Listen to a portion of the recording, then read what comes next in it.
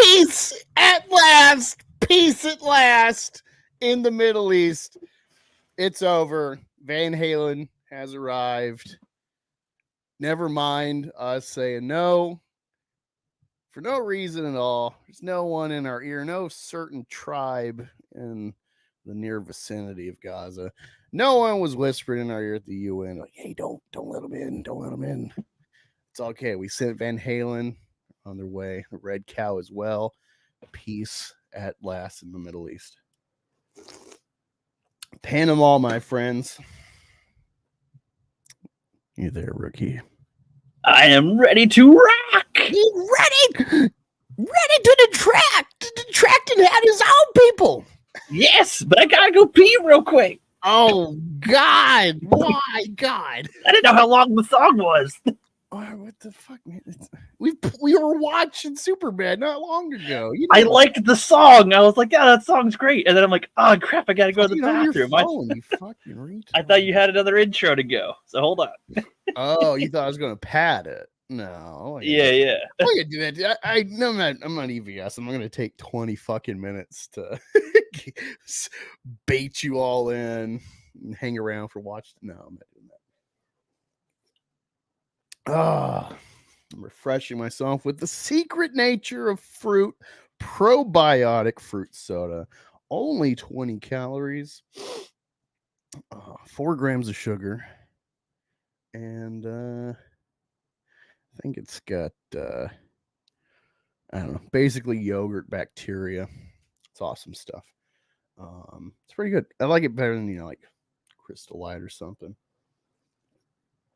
And I need it to counteract trash in my life. The daily trash. Let me say hi to the chat while I'm on rookie. You got Papa Cotton, CDXX. What is CDXX? What is that? What are you saying? Is that a numeral? Let me see what C translates to. Roman numeral.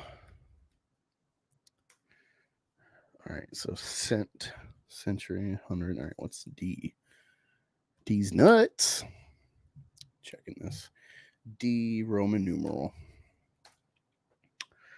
All right, so am I supposed to? All right, let me try to decode this. So 1 minus 5, 4, 20. What? Are you taking 5x? Well, the X would be before the. Well, no, I guess D. Oh, man, I'm trying to figure this out, Cotton. I've just finally realized, if you've been doing this for a while, I finally realized I'm trying to guess this Roman numeral. You know what? Let me use the old calculator, see if that'll help me figure it out.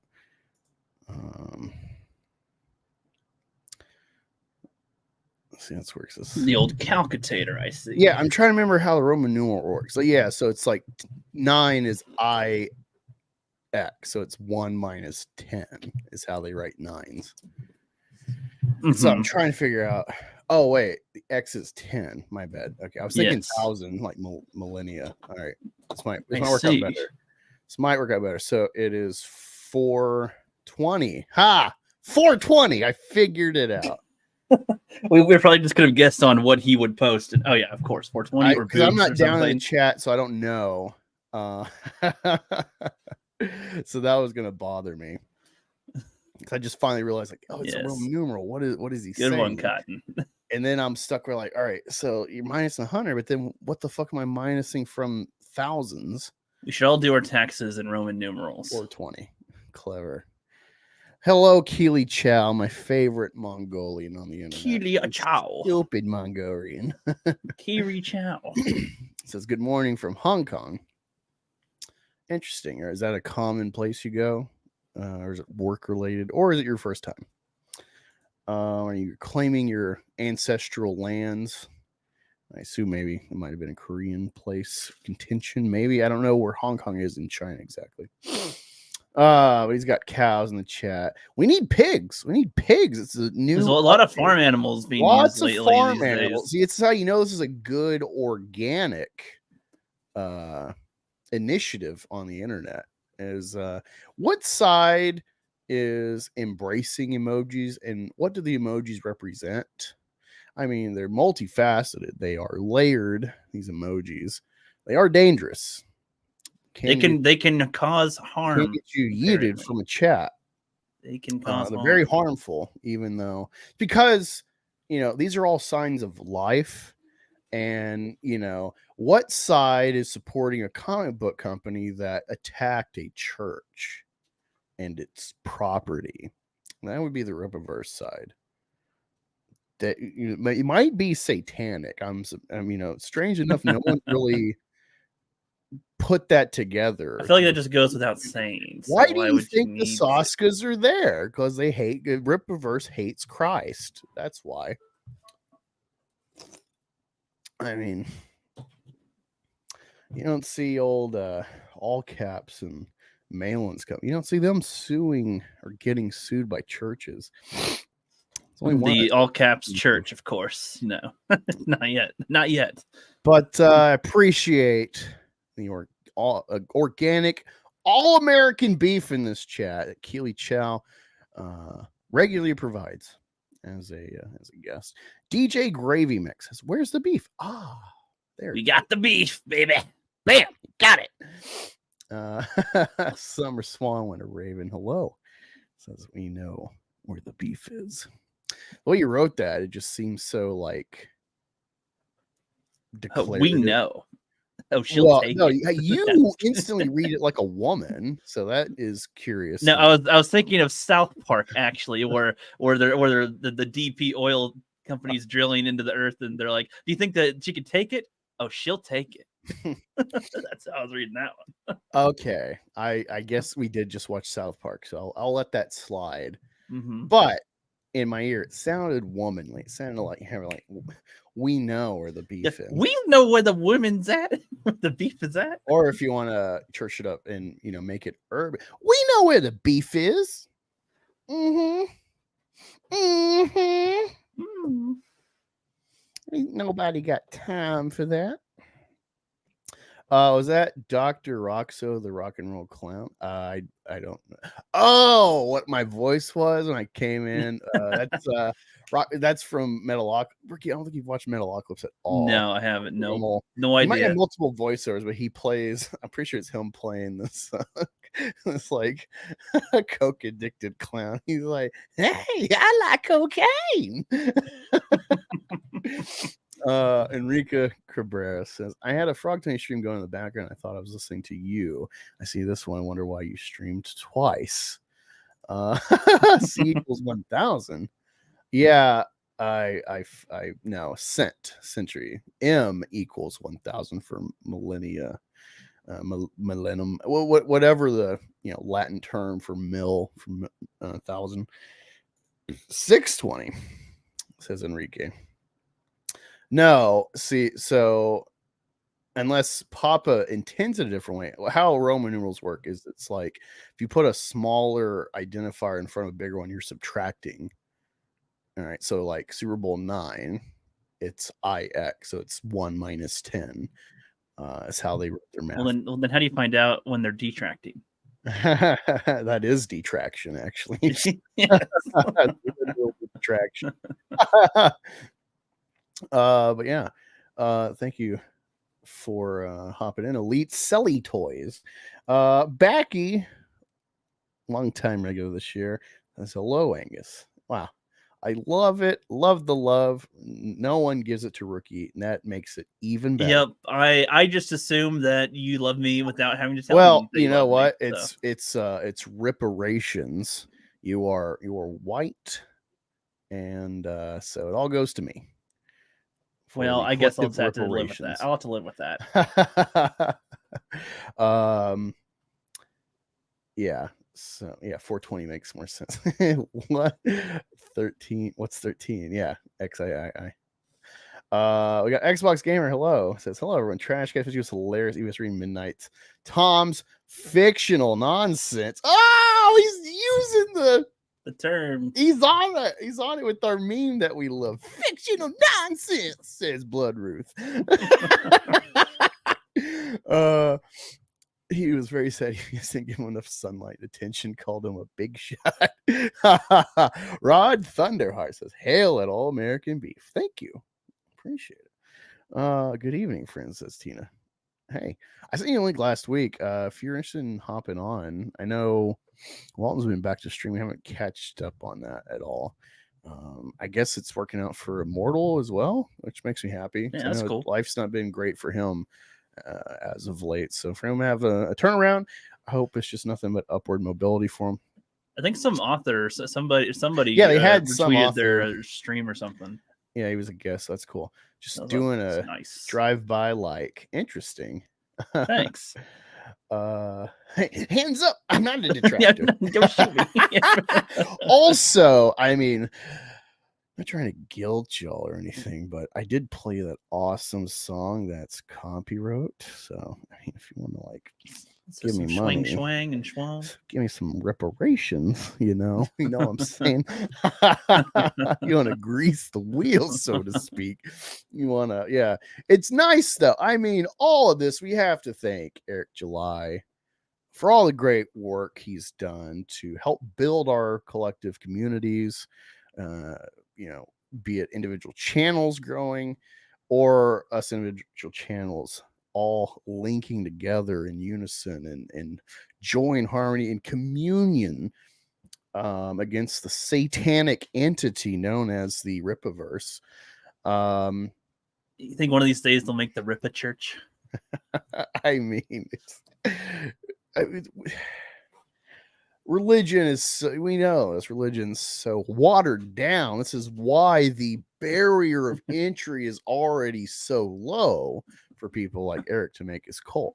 In my own city, I kid you not, like not even my own, just a couple of streets down of space, like a couple miles. I think there's like 30 churches. I'm not even kidding. And I was thinking about this. It's funny you said, because I meant to look this up and I just been distracted with work and stuff, so I haven't looked it up. So we're gonna get this up live. My reaction. How many churches in America? I want to guess before you get the answer. I want to say. All right, what's your guess? I have no idea what to base it on. I'm just gonna say 80,000. No idea what to base it on, other than you said we have like 350 million people or something in America. It's 80,000. I don't know. We'll see if that's enough. All right. Wait.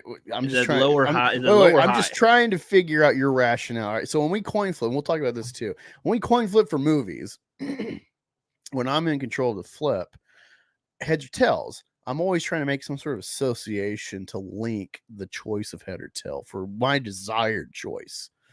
So my two choices of movies today, this morning, were was it Paul, I think it was Paul Blart Mall Cop in number the 1, 3000 movie or whatever, and 3,000 Years of Longing. So I had a wide range within those two films of comedy and like, I don't know what to call that film, but it's like kind of funny, kind of dramatic, kind of romantic, kind of historical, kind of fantastical. It's like a deconstruction on the genre of wish granting, sort of. Yeah, but it seems like in a way that is good for it, not an insult to it. It's kind of meta with the idea, but yeah, those are my choices, and so I'm rooting ultimately for 3,000, and so I associate 3 with tails. Flip the coin. Well, all of your thought and effort for it. Yeah. So I'm wondering, Rookie, you're like, I'm guessing 80,000 because there is 350 million people in America. So I'm like 350 million to 8,000. No, so okay. So Angus, I have an extreme lack of other numbers that would give any bearing on this, because like in my town alone, I wouldn't say my town's all that religious, but there's so many churches. I guess they must be. I don't even know. And how many times a day do they go? Is it for church or is it for like choir and other stuff that they do or something? I don't know enough about the activity of going to church all the time to know across America, like how many churches would there be to satisfy the amount of people that go to them? There's a Russian church. There's some other Hibablabu church or something. I don't know. There's just one just called Evergreen Church. Just all these different churches everywhere. The way you're just, thinking about like, this, is I don't like know. So I'm just like, that's a big number. 80,000 seems like too much to me, but that could be too low. I have no idea. My Always Sunny in Philadelphia like chart graph of like yeah, yarn lines, how this would, like, going off of you trying to guesstimate, I would kind of, step back from the board a bit, and you need to reassess this. We need to get rid of this equation, this variable of 350 roughly million people. We need to think is, what is the rough estimate in a given year of children born? All right, because we need to think. Most churches are pro-life. Church is going to be, I think, like the key events of life, church, matrimony, or sorry, life, birth, matrimony, and death. Those are kind of three pivotal points. And so the real money maker is going to be like from birth into marriage. All right. And so you need to get them young. You need to think of them not just as congregants, but as potential products to move within your. That's how the business of church works. I got you. Well, You gotta the know your business market. in the business, the right.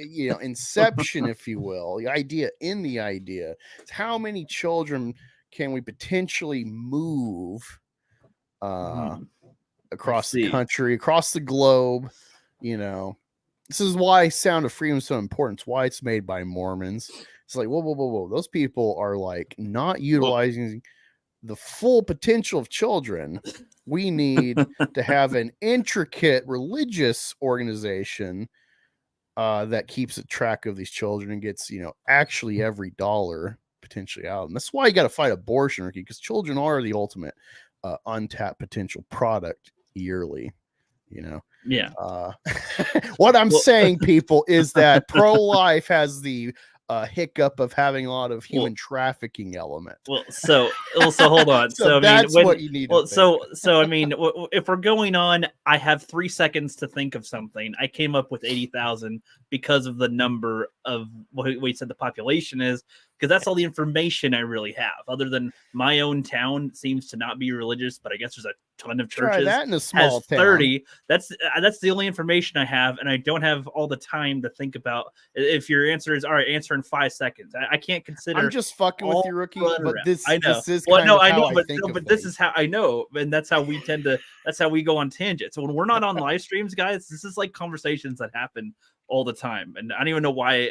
Just because I said there's a bunch of churches or something. It's like now we're getting all this information. Yeah. So what was the number? Did you look it up?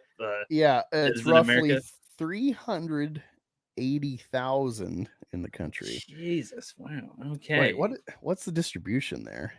See, well, it's because I just I don't know how many are they used for the purposes of church, or the all still active? Like, is that all? Well, I mean, they register. I mean, there is a sort of going out of business process if you're like closing them down. Well, it's just because I never see so many people go to church, or I don't know, some of them I wonder if they're abandoned. Sounds like you're in Rippaverse land, because they go to Satan. I'll have to count how many there is, but I mean, just in on the corner, there's one right over there, and there's one right here, and then on the other corner, and then across from the middle school, and then that's just on one street, and then you go down one corner, and there's another one just right down there, and then you go down another one, and then you go down up the street, and then there's the Russian one across from the People's one, and I'm just like, there's so many. There's just so many. Well, again, this is the problem of the Reformation, Ricky. This has been a problem since about 1530. Martin Luther and his assessment of Latin use in the Bible, etc. Mm-hmm. This is as nice, especially being in a Democrat, Protestant-based country like America. Democratic, not Democrat Party. I know what you mean. Even though ultimately it is. I know what you mean. We have certain areas we cherish, and so we love Martin Luther because he's like, not Mephisto, but a Promethean kind of figure in Western history. But you know, I think the Catholic Church kind of has got it right. He's a heretic that should have been burnt at the stake. You know, just because the church is flawed does not mean he has an answer. And so this is why you have all these derivatives. There's all these breakaways within like one sect, like say Anglican, which or in America Episcopal. They have divisions within that. You know, you got so many Well, just out of all these Baptists. churches, there's no Greek church over here. There's no Egyptian Do you have a gods big or Greek nothing. population? Oh, you know. mean like a Hellenistic temple? Well, I just mean Zeus and them are pretty cool. Even I would imagine that's people. Hellenism. I imagine people would be like, "Well, how's that Hellenism?" So when you say that makes me just assume it's just the devil part of the god stuff. I don't know. What you say? Oh, no, they're the Greeks call themselves like Hellenes. Oh, okay. Well, that makes more sense. Why you're so interested in it. Okay, that makes more sense. So Hellenism, all right, okay, is a multifaceted word. Hellenism can mean like the Hellenistic age, which is after Alexander conquered Persia and started administering into pretty much from that point until Rome took over. You know, and then Hellen. It also applies to the specific like religious practice of like reconstructive Hellenism.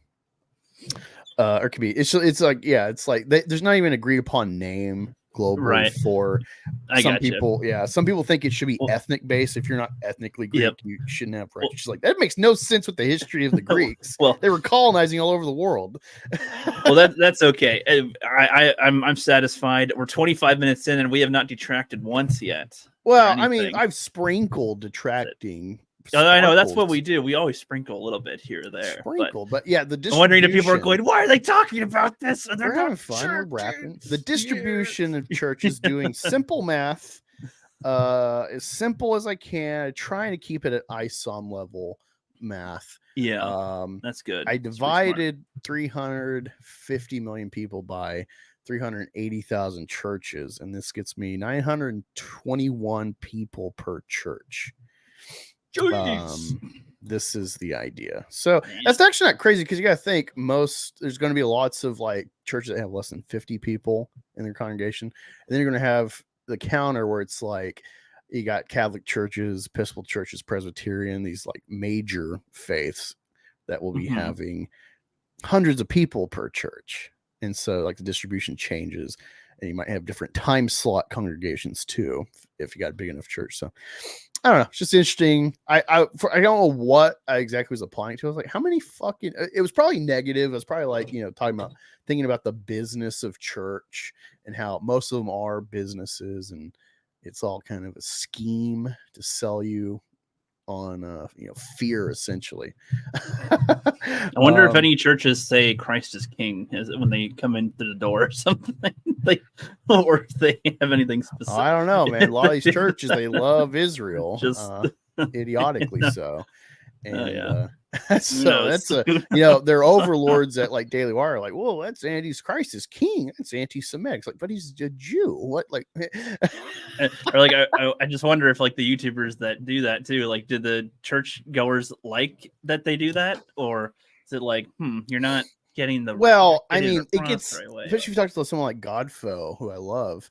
He's he's very Christian. He's like, yeah, Christian nationalism. This is an oxymoron. It's like you don't make a national identity being Christian. It's anti-establishment kind of. It's kind of the ultimate punk idea. It's why they were getting killed in Rome. They wouldn't do the proper allegiances because the Roman state became kind of religiously entwined with its government. Caesar was a god or a deified person. Makes sense. Caesar really started pulling, and Octavian started really pulling the kind of pharaoh idea. Right. Of, they're like a demigod or pretty much all the kings. Earth like bait. that. Yeah. But anyway. It's cool. Fuck Tony's in the chat. But mainly, you're all here. We're here to have fun talking about the Church of Ripa. That it is. It is what it is. No, there's no sign of the cross in a Ripa church. You gotta fucking Well, I can't think of a you hand gotta do gesture the you for gotta him. do What's no the what's the gestures. hand You gesture gotta do a form or body something? gesture. You see what you gotta do when you're in In a a way. church is to really be on one, so to speak. And I don't you gotta know. do that gay booty dance stuff that I don't have a Eric car was to fall really on. good at. Yeah. He was really good at parking lot break dancing. Mm-hmm. Could do something. Oh yeah, like, it's funny. It's funny because if you watch the stream, what was it, Monday, Tuesday? Yeah, Tuesday, I was Monday. talking about Eric, of course, and how Oh yeah. I was talking about his music because it popped up in that Star Wars series stream. He was showing, and I was genuinely surprised at like how pretty Eric can sing doing his like twink voice. And so I made a new meme. I haven't like memed an image, but I want to meme him with like emo hair, like the classic like emo, like you only see one eye and they're always like brushing their hair in their face, but it's always in their face. They're sad and they're always like, tossing it one way. Yeah. Boy band Eric. Yeah. His band's already called Backwards. It's just Backwards Boys. Yes. Rip a bye. That's what I called that. That's what I called that. Boy band Eric. It's so seamless. It's genius. The business of church. Yes. I thought I was gonna church that up, ironically. But yeah, no tractor zone. Backy asks, what about the Assyrian church? I don't know about the Assyrian church, so I can't really speak to it. It's like an ancient Christian sect, right? It's my guess. It's all. I've heard Assyrian, in vagaries around like Persian Empire, Babylon, but it's not like a set idea in my brain. About Christendom. I know the Syrian church before like the Islamic takeover. There's a lot of like Syrian Christians, but otherwise it's a totally vague idea. I don't know. I need to study more. By Sturgis Monks today, says Tony. Yeah. Oh, interesting controversy. The CG slums, the whiny people want to cry about everything in CG. It makes you wonder how were they ever Comicsgate to begin with? They are pulling a troll on Tony. He's not playing victim though. He's not pulling out of the Geeks and Gamers playbook, their neurotic playbook. He's being a man. He is set his course. He's got his North Star. He didn't clutch his pearls? Did not. Pearls were not clutched. He doesn't even own pearls, actually, to help prevent that. All right. And yeah, they send me a link, Tony. They're trying to troll Tony with pretty much a copyright, an infringement mug, which is taking his own image from EVS. But then I got to give it to him. There's a different option. It's a clever one where it's a screenshot of the stream they were showing the image on. And so you see the YouTube channel in the chat. And there's a screenshot that says, oh, screenshot that. And so that is its own image that you could own. I mean, we learned this with the NFTs. Yeah. Of, ownership of materials. It's entered in a new realm. So I, knowing that, putting that together, that's why I'm like, that's cool. I like sneaky shit like that. That's funny. Yes. I'm laughing at in the chat a little bit further down. Church of Ripa. The one below that. Presbyterian verse. Below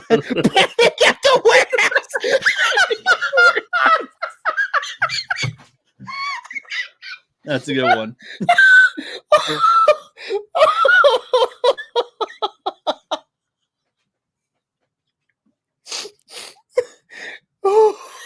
X-Fox. That was a good one, man.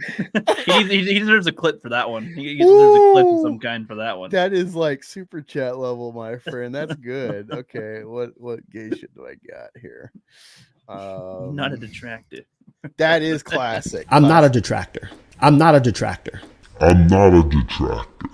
Don't shoot, Eric!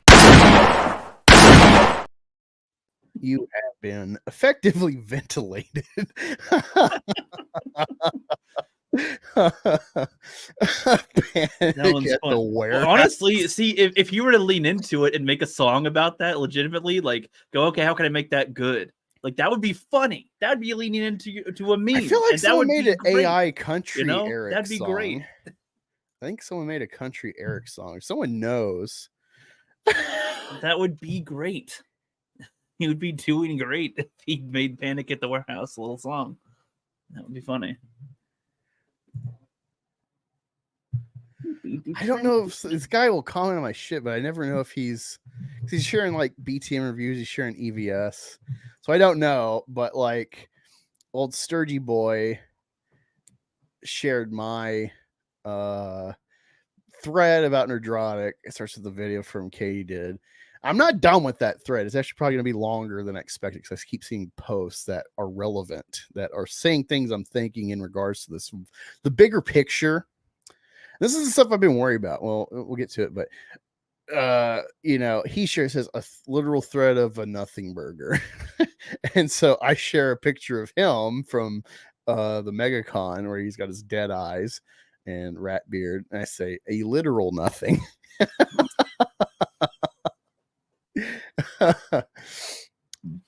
And it appears to be into that, but then there's this Don guy. See, that's where he liked the post, but then he's like, Angus wins the internet today, but it's self-contradictory and you can't be nothing and literal at the same time. So it's just like, okay, it's got my wires crossed. all right. Oh my God. Well. Oh man. Are you getting OnlyFans links? Not lately, no. Like ones that'll comment on your stuff or whatever.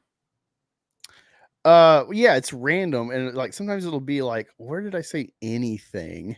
No, I don't think that's how they do. You know how what I they mean? base it on. I don't think it's how they base it on at all. It's getting annoying. It's like it's every time you think they're finally like, oh, there's capping them down. there's people responding, and there's like, oh, but it's just those. Never mind. Yeah, it is annoying. Old Jolly doesn't like my meme. It is graphic.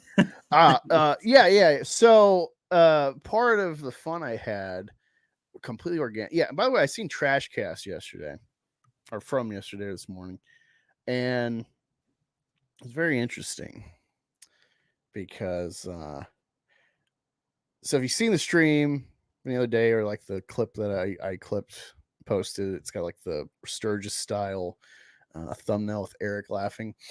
That's just like a truncated version of me reading these soy thread from this artist. We'll talk about them because they're like trying to scrub their Twitter and shit and saying they're not doing art anymore. Just like, what the fuck? Oh. This is about a Muppet, you fucking. Anyway, I really like their art. Their I thought he was just art. not doing the fan art contest. No, he's like clean his account and he's changed the name from like not safe for work art or whatever to like no art and boo-hooing about shit. And it's like, why?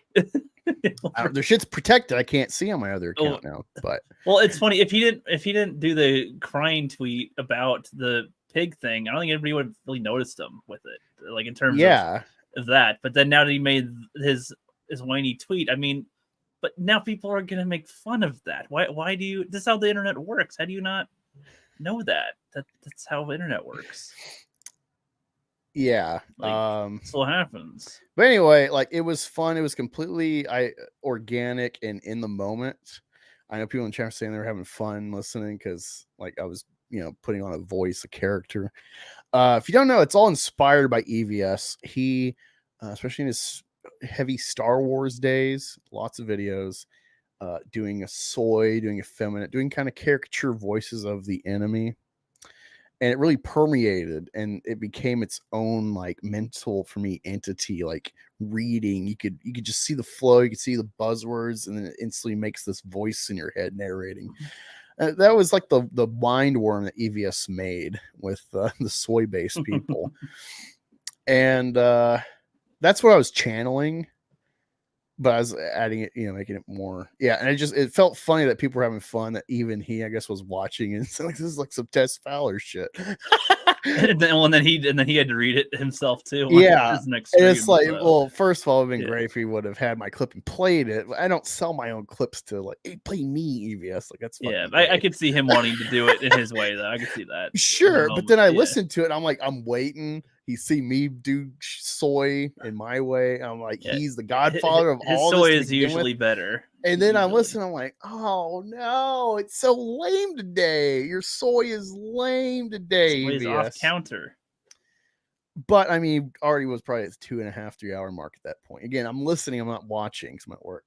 Yeah, it was almost, the stream was almost over when they got to that. It's like an hour left. Yeah, but it did. I was telling Ricky, like, it felt nice. We're like, whoa, it's like, I just kind of can see like he, not just because he's a big channel, but doing it. He's an artist, and he's kind of really perfected his craft as entertainer with streaming.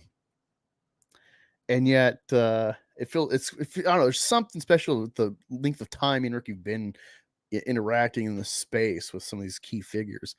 It feels nice when you're like, I beat him at something. Like to be first is difficult. To be first, usually.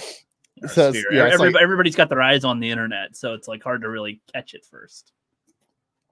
Yeah, but yeah. Let me see.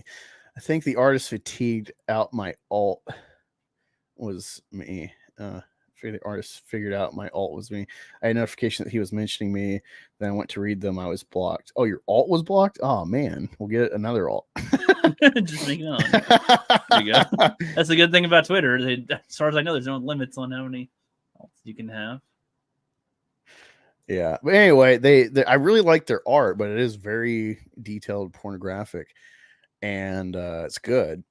And so I luckily found one of the last screenshots of their art from someone that I know of currently, at least. So I memed it. You can check it on my Twitter. I'll leave you all the link if you want to check it out. If you're unsure what this is, but it's a catch-all, and leaves no question as to my thoughts on the whole matter of the infamous Muppet meme of ripoff verse. Oh God, speaking ripoff verse, God, just think how fun it's got to be to like make such an innocuous post of like, fat, I don't even need to make a puppet, it's already been done. And then people are still crying.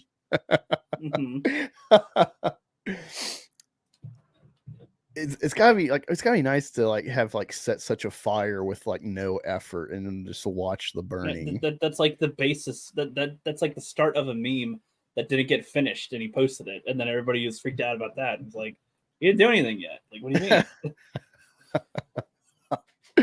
Yeah. But yeah, Tina, do you want to come in? Let me know and I'll give you Tina, what Muppet do you think would represent you visually? Well, it's like if anyone put a Muppet next to me, it's like, well, like Muppets are gay, so it's not even an insult. It's just like you'd probably be the big one, the big puppet, the woolly mammoth one, the fucking Ozzy Grizzy, something like that. He's some weird bigger one. I don't know all the names. I don't remember the names. The elephant mammoth one. No, the bear, like the big old bear. There's like a bear one. Fozzie Bear. Fozzie, yeah, it's type of Ozzy. I know some of these characters. Like I liked Sesame Street as a kid, but I tried to go back when I was like 12 and watch Muppets. I'm just like, I don't get it's because it's like it's pre SNL shit. Like SNL was cringe when it started until it got to like Phil Hartman coming out when it got good. Mm-hmm. And Tina says she'd be compared to Miss Piggy for sure.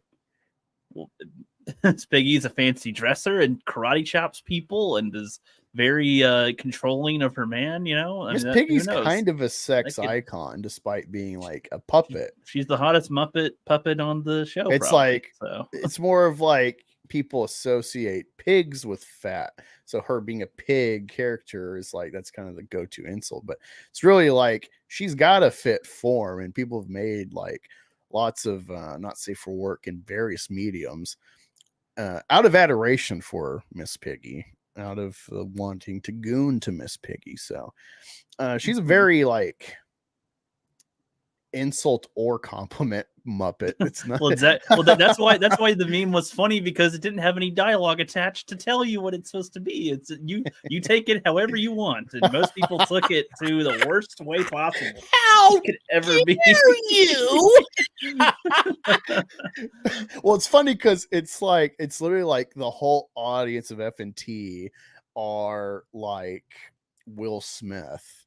And Will Smith reacted on behalf, like, how the whole thing's like, how dare you make fun of my bald Your wife? wife's kind of bald like G.I. Jane. How dare you make fun of my bald wife who is being sired by different men? I'm not allowed to even watch. Not even in the house most of the time. Not even granted that There's pleasure. not even a cut chair in the household. That's how down the ladder I am now. Can't even sit in my own man chair. Nope. No. That's the state of things. And that's what it looks like. It's like everyone's just like, yeah, do you see me defend another man's wife on the internet? I'm awesome. You were, something's wrong with you. You were raised poorly. This is Shout out Rippaverse goalpost, coping and seething within the realm of eternal detraction upon the mighty spiritual energy stratosphere it is. Yes. I hope he was listening to the earlier stream where we had a tangent for like 20 minutes. We had a about good churches. Rippa cult, the Church of Rippa. Jazz sesh at the beginning. That was fun. Talking about boy band Eric. Mm-hmm. But we're moving differently, Rippa goalposts. Moving differently. We've moved to new targets. Nerdrotic is in our sights. I'm Vader. Turning my dials. I'm zoning in. I have you now. Star Wars is dead. Star Wars is dead. It has a whole new meaning. Hey, oh my god, we're getting all sorts of people in the chat. What's up, Budgeon? What's up? Goalpost, favorite. I love his content.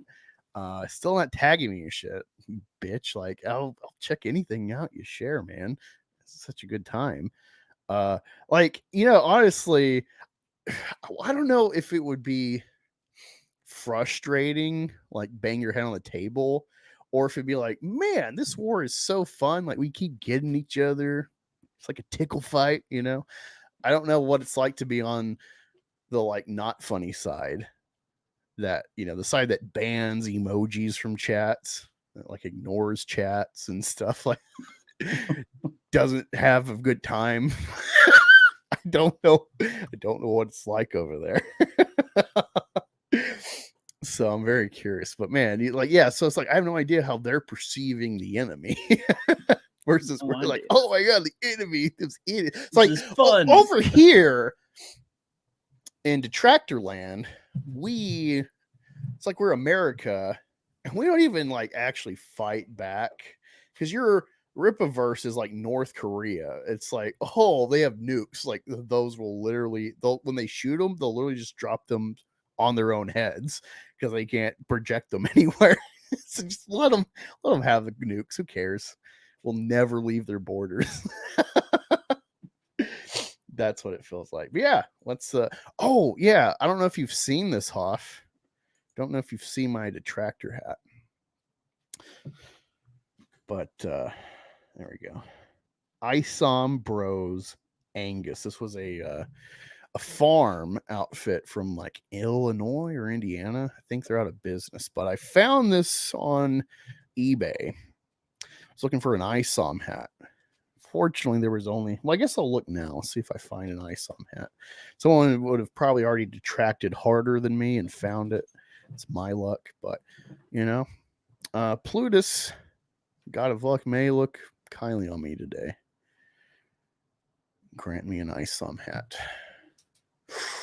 Oh man, there is an Isom hat out there. It's for $100 or best offer.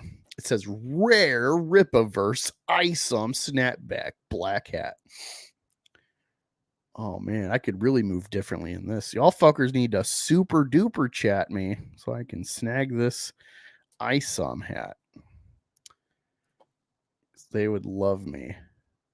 They would love me repping the titular character. Angus left the chat. Full screen rookie with the fucking cat out of his chest, looking dead. She likes putting the butt in my face. Yeah. Miss Piggy has been on Project Runway and RuPaul's Drag Race. Wait, so is Miss Piggy trans? That could be another meme. That's another meme. No, the layers. Oh my god, I gotta. Let me look this up. I'll find a link so I can send a rip off first to expound upon this meme. Thank you. Oh, Thank man. you, Summer Swan. RuPaul, Miss Piggy. Miss Piggy, RuPaul. Oh yes, found an article.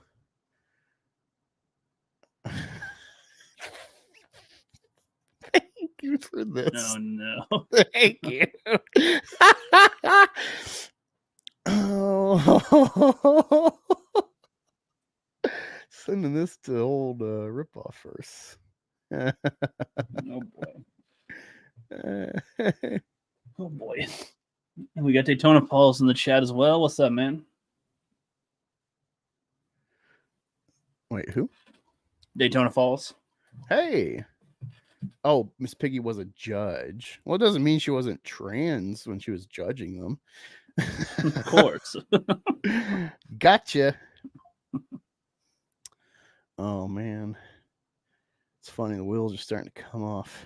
The tracking is starting to take hold. Which I'm here for. I'm just trying to find my chat. There we go. You playing with this pussy. Hey, her name is Chica, okay? You shut up. Chica. Chikorita, of course.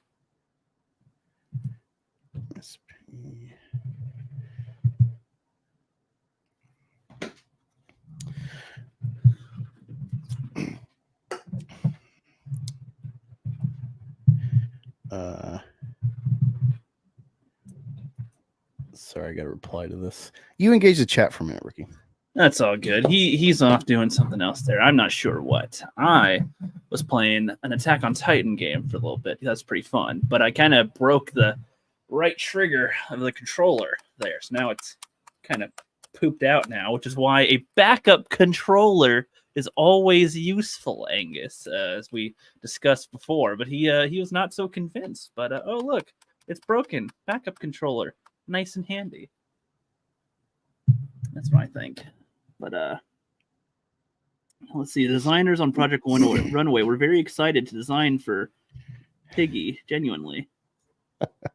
Piggy identifies as fish. This is why we don't let women. Well, it's why we shouldn't let women vote. Look how enthusiastic she is. Like, oh, I know the thing. I'm really educated about trans Miss Piggy.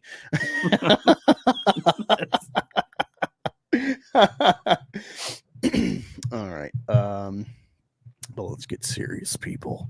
It's time to get serious. Let's go. Geeks and gamers. Wait. Hold on. I have a faster way. Faster way, you say.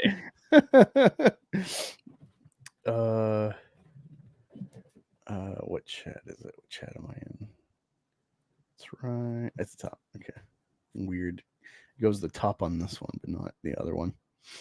It's already been almost an hour, Angus. It's been a very, very quick round of beef, man. Yeah. It's been interesting. breezing by, moving tonight. Differently, so to speak. Yeah. Right. Come on. Where is it? Let's Oof. This take, man. What? It says unpopular opinion. Attack on Titan had only one good season. If you mean the entire show is one season, then One yes. amazing whole show season. I would never say stopped. That was. I'd say it was kept probably escalating.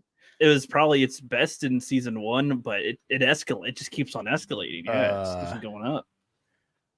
No. No. Yeah. All right. So I guess I got to show.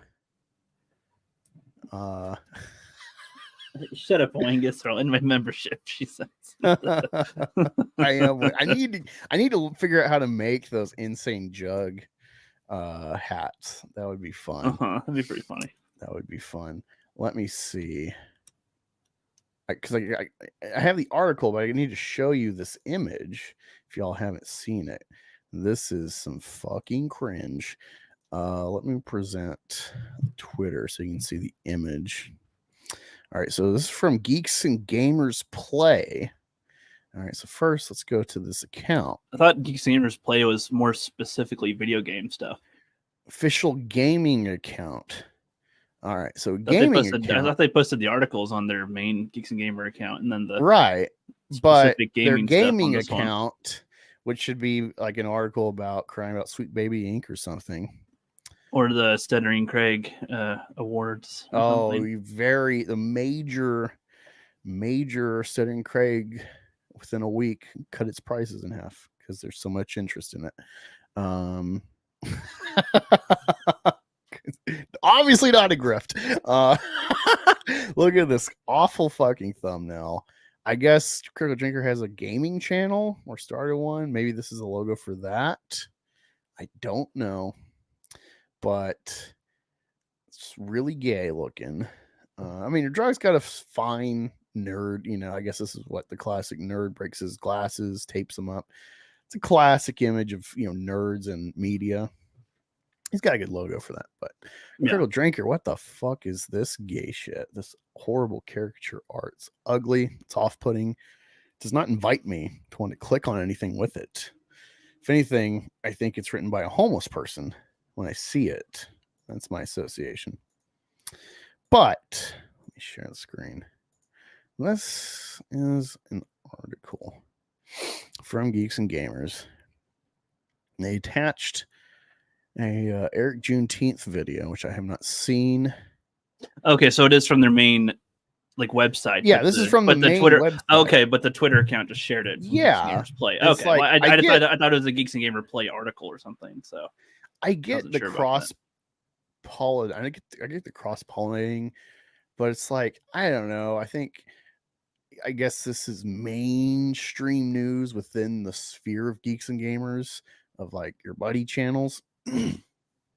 But yeah, I assume that was the goal with it. I guess to do that kind of thing. But yeah, for things that they want to do. Well, when I'm on Geeks Gamers Gaming, if I'm going to follow you, it's like I'm expecting just focused, or shot across the bow articles should be like, this is important. So it says social media user targets Mrs. Nerdronic and the Critical Drinkers family. This is from this Alex Gerzo. I don't know this person. I don't know who that is. Let me look into this. Sure. See, looking at his about, not seeing anything. Yeah, I don't know. I think they have people that just write articles for their thing now too. I assume, but I would assume they have some content creators that do articles here and there as well. Yeah. Anyway, let me get back to the article. We all know haters are gonna hate, but it still feels jarring when you see the extent to which some people will take that maxim. This past week saw the annual Friday Night Tights Las Vegas meetup, and it looked like a great time was had by all. But that didn't stop some social media malcontents from pissing and moaning online, which is par for the course. All right, so if you are a gaping gargler, as I like to call them, and you're reading these words, all right, but it says toxic fans harass Star Wars actress at convention, and it's about you or your friends, This looks like something you'd be completely outraged. This has all the verbiage. All right. I just want you to think about this. Think about the history and all the like, SJW's wrecked. You know, like think of like the Trump era of meme coverage on YouTube and how it's spilled in. It's like YouTubing still around. You got like wrecked. You got the shades drop. You know, all your kind of memes from the Trump era. It's kind of the culture of geeks and gamers. That's the attitude. I love seeing SJWs wrecked, get destroyed by whatever. You know, think of all the headlines for their videos, for their spin. It's got an attitude with it of like, pwned, you know. It's like gamer chat rooms or whatever. I don't know, like Call of Duty and shit, you know. And so when I read a like major original channel of Fandom Menace highlight and host gay fucking articles like this, we've completely 180'd. This is like point of no return. You know, if you're questioning, well, how soy is it getting in these waters? You know, not to say that like Jeremy won't have his, you know, average base takes that you're mostly agreeable about a topic. Or do you think that they're being vague in the title to not have people, without better phrase here, go after ripoff verse? Or I don't know what the maybe. Well, I'm assuming because they an have article to play victim. they do that. They have to play victim, and so if they actually address the meanie head, then if he got more flack, he could spin and be like, "Oh, look, you do the same thing to me."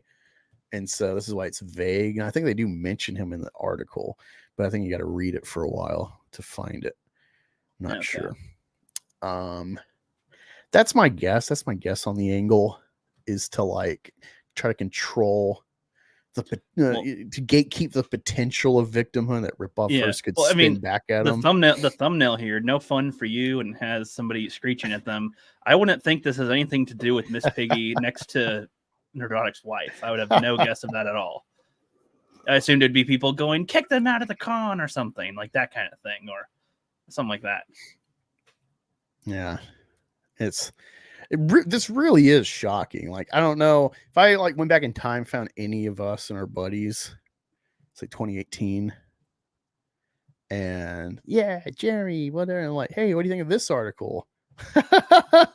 And they'd be like, what did fucking Scott Mendelson write this? Like, was this your parody of an article? Like, yeah. I gotta find it. I saved all these years later. I still have that meme. They're trying to like play the like, we're trolling you by pretending to be like y'all inclusive or whatever. But it's like, yeah, I don't think it's a joke, you know, because y'all like to tout like, oh, I got a gay on the staff. I got a fucking hijabi terrorist gamer. I don't think she's a terrorist, but you know, there's a lot of illusions you can gather when you hear Islamic person in America, especially like conservative media. It's kind of a natural angle. We vilified them for 20 years to help propagate our wars, killing brown people over there. You know, it's part of our nature, having been a wartime people as of recent, you know. So, you know, it's things they've done, and they got all these Geeks and Gamer logos with their different like flags. Like there's the standard logo, then there's like a trans Geeks and Gamer logo. There's like a couple different sex ones. There's like the LGBT standard rainbow flag. I want to say there's like an Islamic like crescent and star type. I think there's like a Christian one. I'm not sure if there's other ones, but it's just like, I'm not sure. Don't do that. What? Why? It's not even. No, you don't even troll this, because like, don't open the door for that. And now we're here where it's like, yeah, I just don't like them because I think they're grifters. But now it's like, oh no, they're full fucking soy. They're completely compromised. And they want to like drudge this, like make this at worst. Hey, that's not nice. Infraction to, you know, these wounds have left me scarred. Like, Right. you brought family into this. They're off limits. It's like she's tagged. And her account says, I showed this.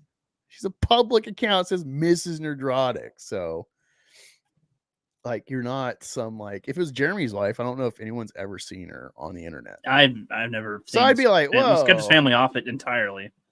Yeah, I think Andrea, as nice as she seems, or whatever, and not really a part of any of this drama. It's like she's allowed herself to be seen on the internet, so it's like kind of fair game. She hasn't really involved herself. I'm sure that if there was a Muppet meme next to Andrea, I think the world would be all right. It's all good. Like her fucking little kids, like that's like cross the line. I think just across the board, no kids, and until they're like teen. If they're like dabbling, in like it's TikToking mostly and because YouTubing, because social media engagement with that is just like well, yeah, and it gets in general the sticky legal stuff of whatever. Especially if you grew up as a kid with social media, I guess it's just like I don't know. Yeah. That's the not.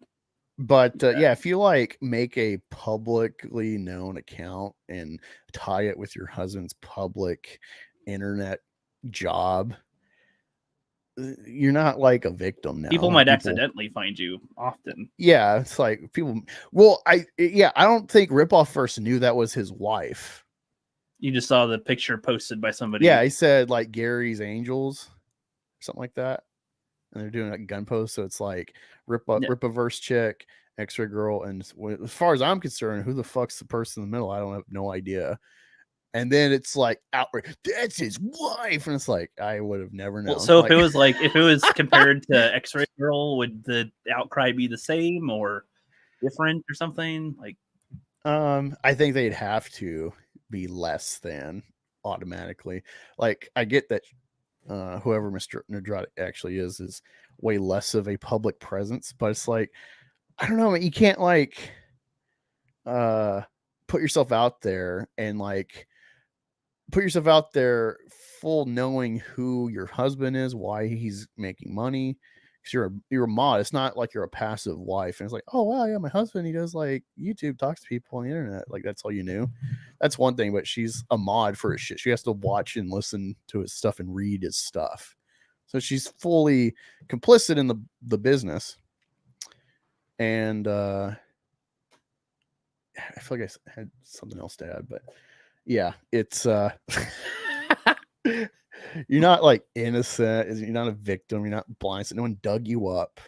The guy who made a innocent picture of you next to a Muppet.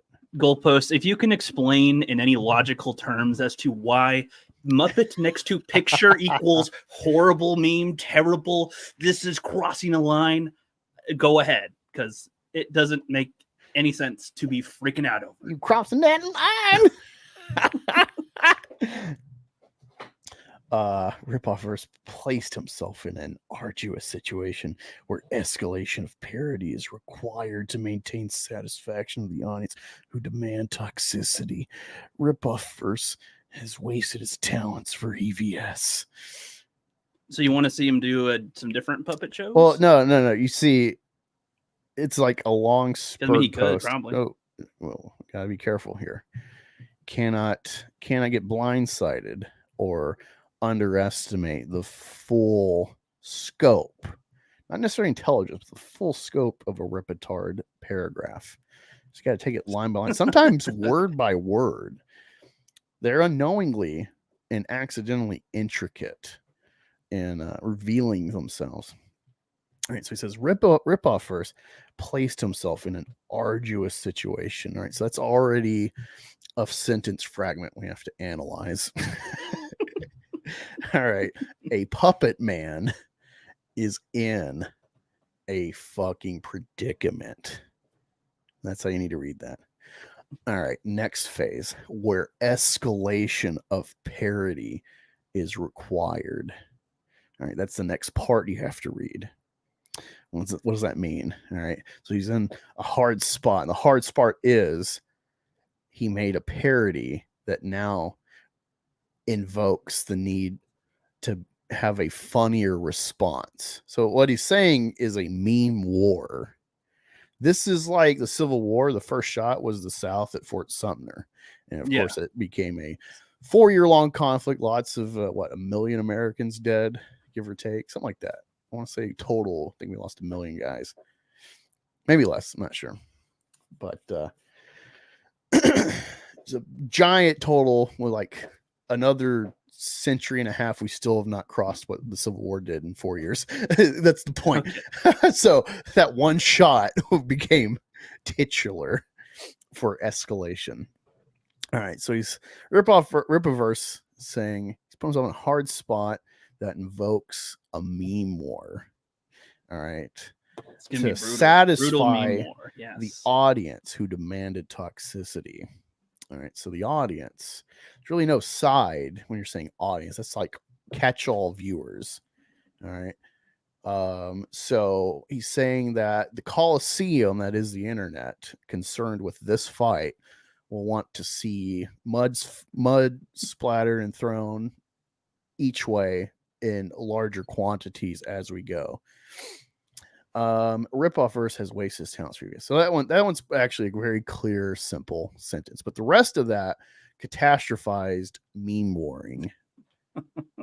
All right. So I hope that was a good lesson to like do not breeze by Sturgis post. Well, I mean, I would hope that but there's not a meme war yet because there's not a meme war yet because there hasn't been meme. You gotta fire memes back. You gotta fire more memes back. There's been a meme fatality. So, I mean, if we're talking about meme conflict, I guess Mr. Drodic is like the George Floyd that is about to start the BLM riots of the Ripaverse. That's a good analogy for this. That's a good analogy for how this reaction has been. Ripoff verse literally sat on her with his knee in her neck for 10 minutes on concrete and said oink on the internet, mind you.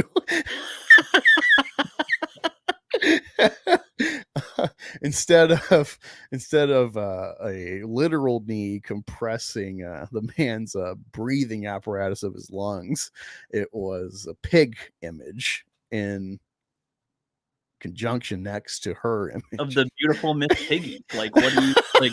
You know, the lovely, I'm telling you, karate chopping Miss Piggy. You underestimate. You underestimate Rip a goalpost and the Spurg posting, and you don't analyze it. You know, this is maybe it's the Graham Hancock. I think maybe all of us kind of got a Graham Hancock in us. He's the ancient apocalypse guy. He's moving differently within archaeology, and the archaeology does not like it, and they're trying to cancel and call him a racist and whatnot. Because like one of the things is there's like the Olmecs, which are some kind of like Indian and like the islands off of like the Caribbean or in South America. I'm not sure exactly, but they're one of the like Mayan related Indians, and he's like, yeah, they're like the Olmec heads. They're kind of like their Easter Island heads. He's like, they look weird to me. He's like, they're weird. I kind of could see that maybe they're black people. And so they're triggered. Science community is somehow triggered that this white guy they're calling racist is like, you know what? Actually, I think we've really underestimated an ancient African civilization. I think black people might have actually been kings somewhere and swam over here or boated over here. Maybe they taught that. Maybe that's where the pyramids came from. Maybe it was a transfer of knowledge by black people. And you're like, well, that discredits the Indians. Like, well, they're on equal footing, you know, in the racial hierarchy of oppression. What's the difference, really? Like, so this is the kind of stuff he's doing where like he's kind of throwing out wacky, like untested stuff where it's like, well, basically he's got an interesting idea, but he's very much relying on, well, you don't know, man, because there's so much we don't know. So it could have. That's really, you know, and unfortunately it sounds like aliens. It sounds just as dumb, I guess. But like he does have a valid. We don't know it wasn't, but it's so shaky. And what I'm saying is, we're at a point where we don't know how actual smart this Younger Dryas impact theory is from Graham Hancock and friends. He has had scientific breakthroughs in other fields of like associates checking things where it's like, oh, you laughed at me, but now this is like a huge hole in the narrative of history scientifically. So he gets validated by vagaries. And so it remains yet to be seen if him and any cronies for his theories are crackpot and retarded, or if he's like a revolutionary thinker for science and history. So I'm just saying, don't underestimate Ripper Goalpost, because we cannot confirm his intelligence. But even if he is an autist online, there is moments of brightness, moments of depth, as I've just broken down in this paragraph he's given us, he's gifted us with. Do not underestimate your opponent. Yeah, first season. Don't Attack on Titan. What? I assume he enjoyed your I deconstructing hope he clips that, man. Like that's from the heart, Ripper Goalpost. That truly is from the heart. Off the cuff, did not expect to go, but you gave that to me, and I feel like Ricky would just read it and be like, okay, and I'm like, slow down a little. Well, he's got another one down here. That's just the continuation of it. That's okay. Nice, and I see it's pretty simple. It's like, yes, the ripoff verse is obviously talented, and unfortunately, he wastes his talent on dumb stuff. Joey's like, did you get a word of the day calendar or something, Goldfest? What's Hood Detractors? What's up, Eldritch? Yeah, I saw you hit me up. I'll have to give you my other secret Instagram. I seen it. I could hit you up on that, but I don't want to use that old account. Not that there's really anything on it, but I just, yeah. So I'll move differently in the chat, but I can't remember what inspired. I know I said like hit me up, but if you could like let me know what that was about to begin with, because I don't want to be rude and be like, oh yeah, man, I'm so glad like the thing, yeah, like, and I'm just trying to like the classic sitcom. Oh, I don't remember his name and I can't ask him again. Kind of like that's not me. I'm like, fuck, I forgot your name, dude. Like I know who you are, but who are you? Yeah. Summer Swan says, I don't think Ripoff gives a rat's ass about his situation. He's happily retired and does the puppets for his own amusement. Getting if he has to buy them is just frosting on the cake. That makes it even sadder when it's like, oh, he's retired stuntman. He's completely happy. And he's like, hey, I got time to kill. And I watch the internet. And you know what? I really don't like that guy so much that I'm going to make puppets to make fun of him. Like you could have, it's like Riley, where it's like Rippa could have totally undercut his video and shown all the like making of goofs of like, look at this fat retard and his autistic girlfriend trying to take different takes in front of my warehouse. But he didn't. Yeah. He cried and called the cops on him and talked for 2 weeks about, I could have killed that guy if I wanted to. And makes himself look retarded. Like they could just do that with ripoff first. It's like, man, they could do the classic insult angle. If like, man, only an incel would waste his time to attack another man with little puppets. What do you got? Some repressed. You could do the whole Sturgis trying to call everyone gay, saying like, oh, you thought of me at all in a reply, or are you gay because you're thinking of me directly? It's like you can't ever engage without being gay, essentially. So he's always going to win. If you care about that angle. Mm-hmm. What are you gonna say, Ricky? I could see Ripoff first if he ever got bored doing this kind of stuff, or there's a slow week. I could see him doing something else with the puppets. I guess, but I don't know what characters he'd want to make for something different. I figure he wants to reuse whatever ones he makes. I assume he wants to reuse them. I would assume. I haven't looked into his process or his channel if he makes other videos that go into what he does with the puppets or not. And if he doesn't, I think that he should. I mean, you know me, I like behind the scenes stuff, and we have creative things to do. There's a lot you can talk about with them. And as far as I can tell, there's nobody else making that level of quality with the Muppets and AI voice and And the everything AI, as him. So like, that'd be cool if he does videos talking about that stuff too. I mean, even if he's already got like the first time he fucks with it, grabs a soundbite, whatever, Eric or Az or whatever, and like inputs it to the AI to then just like he types a script or whatever, and it reads in the right inflection.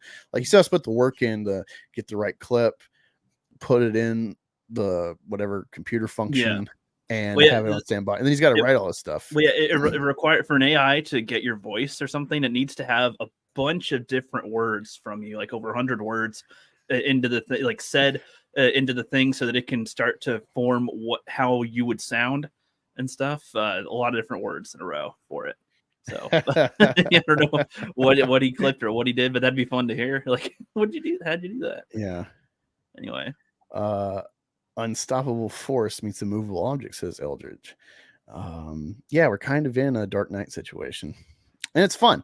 Summer Raven, Winter Swan, your alt with Bison profile pic got blocked by the artist you were making fun of. Oh, he's questioning.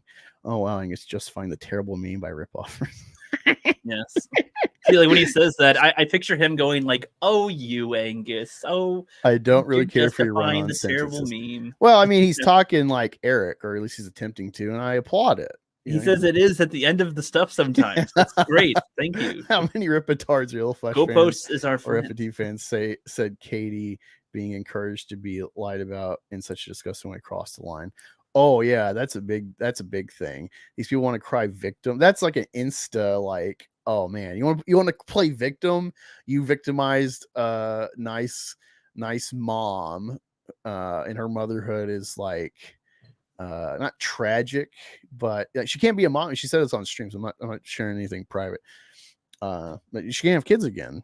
She's got the 2 she's had. The second one was like very horrible pregnancy or delivery, and result in her having to get her tubes tied. Well, and so yeah, if you like attack her like motherhood and stuff, it's kind of crass, because that's kind of most of her life, and this internet stuff's just like a little side thing. I mean, I'd say if I were to sum she's it up, put herself on the internet, but like Yeah. there was no reason to spin this disingenuously, especially when you're Yellow Flash promoting a like, given his morality, wants to play high authority on Vito for jokes and whatnot, and defensive Mr. Girl, it's loaded because he's a from high school friend.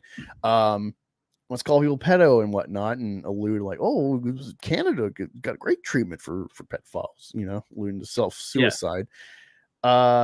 He's promoting a redo of Healer, which apparently is about a guy going back in time to rape his future bad people, but their kids, so it's a pedo show, and manga as well, so it's based on graphic lolly porn essentially. And he's also friends, or used to be friends with Raging Golden Eagle. It does a lot of basically lolly art. And then he got caught, so now he deleted it. So I'd say if they simply said, if they're trying to make fun of her for liking the werewolf anime thing, that'd be one thing. But when they're like, yeah, no, it's one thing to be like, about it, saying that it was that you abuse dogs and you let dogs lick you and stuff, like that's twisting it. There's difference with that, and that's more direct than posting an image of something next to a picture where you can take away whatever you want from it. As to where with that, they're deliberately spreading a lie there. Yeah. And yeah, so it's like, again, you talk about like ethics and whatnot, offenses. You really set yourself up bad to have just recently done this. All sorts of channels. Jeremy joining in, liking posts. I don't know about Nerdrotic specifically in relation to this, but Eric July tweeting his vagaries that are coded, or it's like, oh, it's come to my attention. So my detractors like to have sex with canines.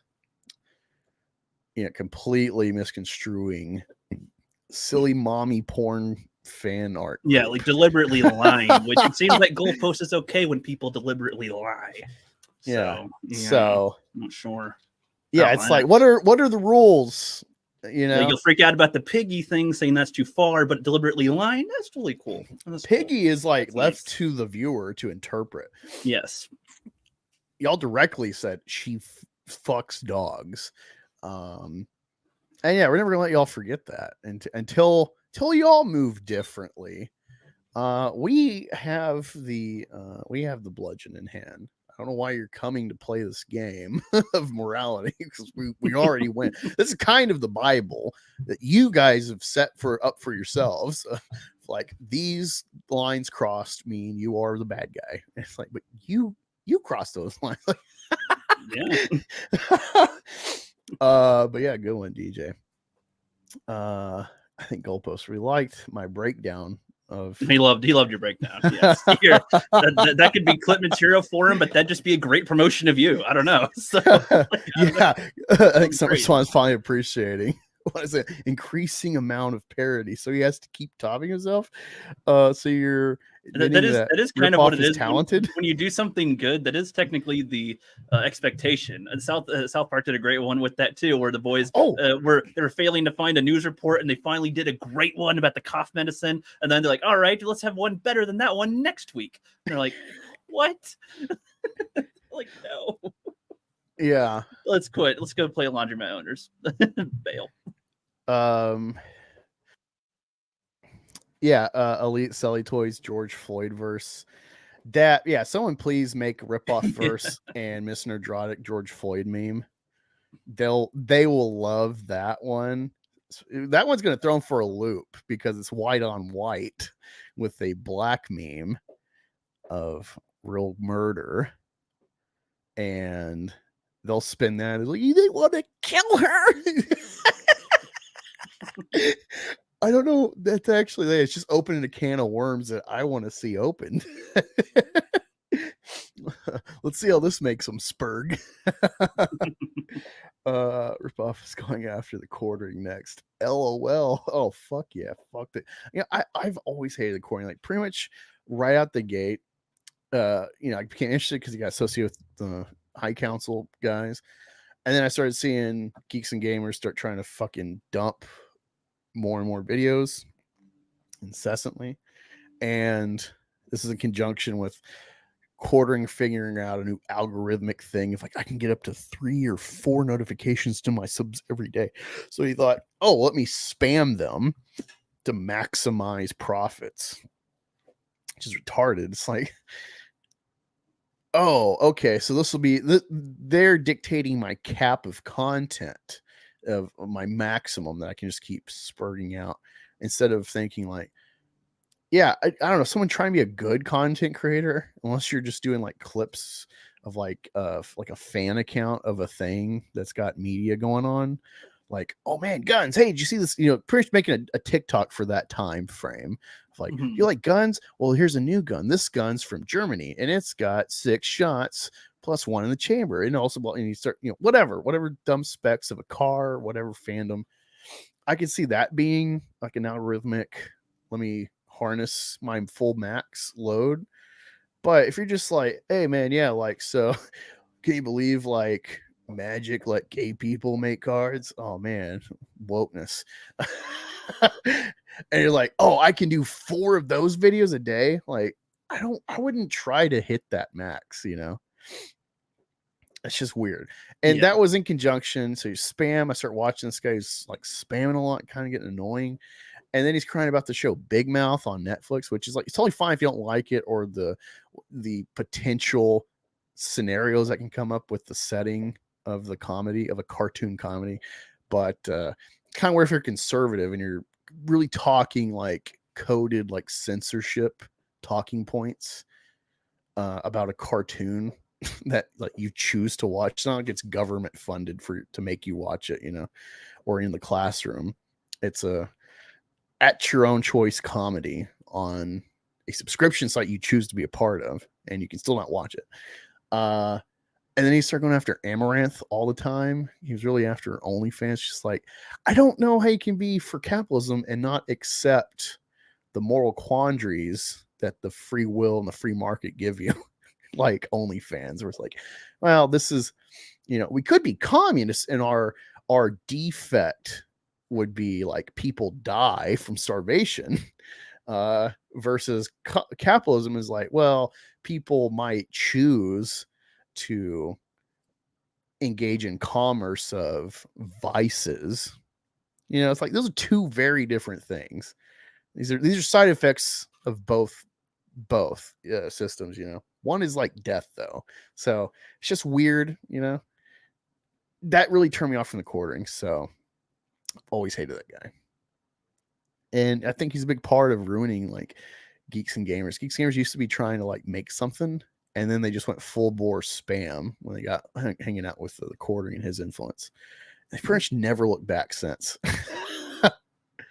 Pretty much. I remember when they tried to make like a music video at one point and That was use all right. stop motion and stuff. I mean, I don't think it was great, but I liked the attempt, and that'd be Yeah, nice it was to like see it more- was it'd be fun nice to to try see to more be things in like on that. something. Nice to see more things like that again from them. That Yeah, that had that it's like level of creativity. but Ivan I Ortega, don't that know. was a very exciting time to be anticipating like the cut or whatever. I've never watched it because it just took so long. I watched some of it. It was kind of weird to watch though, because it had to be on like some weird alternate site or something, and it's still just I noticed some of the edits were better, but it's still TLJ just with with Ivan's coding of editing on there, which was nice. I know the work that he put into it, but it didn't really help the overall viewing of it, honestly. But yeah, and especially it was disappointing because he wasn't able to get the fight in that he was doing choreography for, which that was what I was looking forward to see too, because I know he Wait, put a what lot of work happened to into that? I don't remember what the reasons were, but I don't think he's able to put that into the final cut for some reason. I don't remember all the specific stuff with that, but Lil Heck Lou, this article is insane. Yeah, you're telling me, man. You're telling me. Good ding by Mike Barron is next after. Oh man, I can't wait. So I don't know if I've ever read Mike Barron, because like he's famous for like what 90s or 80s Punisher. Maybe I've accidentally read a copy, because just I say accidentally, not that I'm like avoiding it, but just like that's not the character I'm going to seek, to read like 80s schlock from, or 90s. But wouldn't like if you gave it to me and I got time to pass, like, okay, cool. But like I'm trying to utilize my reading time, it's not going to be a Punisher con, pretty much anybody. But yeah, it's like he's industry vet. If he's actually completely control writing and really expanding, making lore for this, that Ripper just says yay or nay on each point, then yeah, it could totally like be a critical home run. And I'll same admit, with Horseman. But Maybe it's still within this like really retarded universe. And so I'm more optimistic than Angus. I would hope that sometime I would hope that there's improvements, but you're right, to not get also just like wish wise, I kind of hope it's bad, because that's like the joy I find out of these books. These are like my B movies. It's the Rippaverse. This is like my guilty. Oh, I know it's bad. It's like, oh man, it's like feels like oh, we're gonna go to that shitty theater with like half the ceilings falling out and there's all these rats in the. You're like, yes, like yeah, that's retro. That's how you have the more fun time if you go to all the new stuff. That's where the best popcorn's at. Is the shitty theaters. Like the seats suck, but it's okay. Yeah, it's like a unique experience where it's like, yeah, I'm kind of a snob with like story where I'm like, oh man, stupid good and evil morality crap. Like, come on, give me some real juice. Tell me something. I do like how sometimes with Angus, seriously, like I'll recommend shows that I'm knowing him, he'd like 70% of the show, no doubt. But he's like, it's either got to be like 100% or like 10%. Like where it's going to be awful, he'll hate it, or he's going to love it. If it's in between at all, he's like, don't waste my time with that. And I'm like, what the hell? Like, what is this kind of good show? You can see a lot of good stuff. He's like, you showed me Attack on Titan. So now any anime that's below that quality, like I can't recommend any anime for him right now. I don't know. Attack on Titan was some peak shit. So I'd say Dragon Ball. He's sort of okay with Dragon Ball, but Dragon Ball's fun. He's not gung ho for it. He's not eager for the next episode, but he's okay with it so far. I'm starting him with the original Dragon Ball, and it's also with the subtitles, not the dub. Even though the dub version's fine too. So Vito told pedo jokes with his words, but Yellow Flash was actually watching publicly and promoting for kids to watch CP. So one is accusing, the other is verified. Fun fact, says Backy. Raging Golden Eagle is Tiamat D Lord. He uses that name as alternate account. Huh. Okay. I don't know. Hadn't heard of him. Katie got doxxed, so they give a flying fuck about how that happened. It's like that Black Dynamite saying no more selling drugs to the community, but Black Dynamite, I sell drugs to the community. That is the Griftiverse. That is the Grift Depression Olympics that we are dealing with. Oh, yeah. Let me know. Give me okay, what? Ones if you like the thumbnail, twos if you hate it. Figure I'd change up and not just have my classic all-American image cow, but do you like and if you're kind of in between, let me know. As far as the AI, the little cutie cow, and the trash, the endless trash that you can't take out. Yeah, Try to definitely. take it out all he wants, but he'll never get it all. Yeah, can't have dirty garbage. I feel like that needs to be part of the intro or something. Oh yeah, we Can't need to have take dirty that and then garbage. put like Gary's face on the garbage, and like Jeremy and Ryan. Yeah, that's what's fun about this side. It's like, yeah, we hate these people. Some people might like legitimately hate them, but at the end of the day, it's like, oh man, I hate these insert name and channel and specific video possibly that we will dissect versus their side collectively is like hush hush. This is how you know you're the loser. You're on the losing side. It's like apostate culture you're making. So why they're a cult? This is what cults do. This like shunning. I grew up as a little kid. My mom was Jehovah's Witness, and so I understand all this. Some of it from hindsight, learning, being a newer faith. But yeah, Jehovah's Witness, like they play it close to the vest in strange ways because they're really good at the mind control aspect. So like they're not a simple cult like the Amish, where it's very obvious isolation from the world to keep people stuck, and then you raise them as members of the church their whole lives, and then you give them like a week of freedom to like be English and drink beer, and then it's like, okay, you can like enjoy that beer or never see your family again because you're shunned for life unless you actually come back to the church. And so like that's the gun to your head.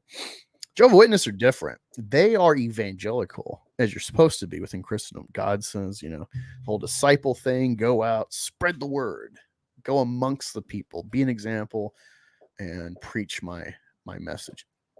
So they do that. They go door to door, bother you, try to give you awake magazines and their weird version of the Bible. And so it's a lot of like exposure to possible naysaying that could like, hey, wait, you're right. Why am I doing this thing? Damn, they got it wrong. Totally fine. They program all the like counter answers and stuff, but they're very afraid. It's kind of in all Christendom. There's this like fear of the enemy religions. There's always this like fear of, rock and roll had this problem. It's the devil's music, makes people want to have sex. It's evil. Makes them want to shake their legs like Elvis. Makes them want to act black. Uh-oh. Like, got to stop. We cannot engage this. They're always giving power to what is supposed to be like dead gods, non-existent gods. Yeah, and so that's what you get weird people. It's like, oh yeah, oh fuck yeah, the Jehovah's Witness kids got to sit outside for 5 minutes because we did the Pledge of Allegiance. Shit like that. Oh look, the Muslim kid's got to have his fucking bedroll to pray on and do it 5 times a day, and just the girl's got to wear a fucking shawl on her head all day. Kind of stuff like that isolates you. This is the trends, like we're talking about like an internet sphere sector, and there's a lot of intersecting pieces, especially the audiences are overlapping. But yeah, there's this weird like the side that's like it's usually like the loser, and then you pair it with comedy as well, which is a very much like anti-censorship format. it's good comedy's open to like being a mirror at yourself. When you see people avoid the mirror, those are the bad guys. Not evil necessarily, but they're the bad guys in the fight. I just want you to like really think about the depth of, it's like, yeah, it's funny. These people are like cronies that all want to play ball with a couple channels to like try to get their breadcrumbs off the table and their Ripa bucks and get their Ripa-sin deals and shit. But so they're all kind of collectively playing ball out of fear of, if I say one wrong thing, I'm out of the club. Whereas his EVS is like, yeah, like I want to sell books and I'll promote you, but like I'm not gonna like not say your stuff shit anymore if it is like. So that like if you don't make something good, it's gonna hurt you later, and I'll unfortunately be part of that by being honest. Like that's where we're at. I don't think people have really broken down why we are where we are. But we got Karen. Hello, Karen. Oh, yeah. I want to give equal love to Rookie. I see. Yes, she remembers me, Angus. She remembers me. Place of equality. She acknowledges me. You pay reparations to the black guy, which Rookie is not. So he gets no love in my chat on All American Beef Days. I get all the reparations. You understand? Backy says, bad news, the image of St. Michael is unfortunately offensive just because it shows him.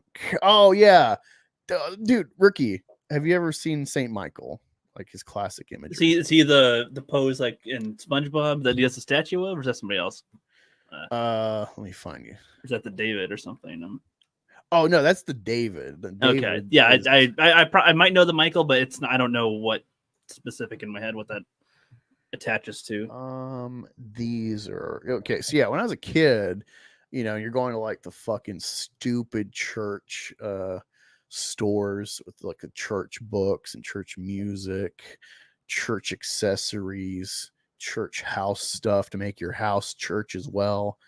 Again, I was with a wacko fucking mom. This is not why I'm anti. It's not why I'm like pagan now. Just want to be clear to people. It's like, oh, it wasn't like a bad experience with the parent. That's literally no reason. Nothing of them impacted. It's just retroactive. I can see dumb shit. And it's like, yeah, they were, even people that went to church with, like, yeah, they're kind of like avoiding my mom. She's like a crazy church lady through tone. Let me stop sharing this. We will get back to that article. I won't forget. We will admonish thoroughly the gapes and garglers. This is St. Michael, and I really gravitated to St. Michael, especially when I was getting ready to join the military, because he is like patron saint of service members. So that's one of the most classic, like outside the cross or crucifix. This Michael or Mary are usually the go-to pendants that people will have on a chain, if not a cross. So yeah, St. Michael here. He is like the general angel of the saints. He's one of the three archangels, and he is the leader fighting Satan at the great war that casts Satan and his fallen into hell for rebelling. So a classic pose of dominance, thwarting the enemy, thwarting evil, putting him in his place, which is on the ground, begging for mercy. It's very good, clear black and white morality, like artwork, as you see. This is another good version. I see this on a lot of prayer cards. Yeah, more or less. The statue. It's not a statue. This is what a prayer card looks like, Ricky. So it's kind of like a business card. Sometimes we'll have like these little pendants right here. So it's like prayer to St. Michael. St. Michael, the archangel, defend us in battle, be our protection against the malice and snares of the devil. May God rebuke him, we humbly pray. And do you, O Prince of the heavenly host, by the divine power, thrust into hell Satan and all evil spirits who prowl about this world, seeking the ruin of souls. Amen. So yeah, when people are like, oh no, they pray to saints, it's like, yeah, what about this prayer sounded worshipful of Michael? It's just like, hey, guy who's in heaven, you're probably like valid to ask God stuff over just a plain human sinner, like he's already in the club, Yeah. So yeah, it's like always a talking point that they worship saints, they pray to the saints. It's like it's an intercessory prayer. It's like, hey, can you help me out, holy person?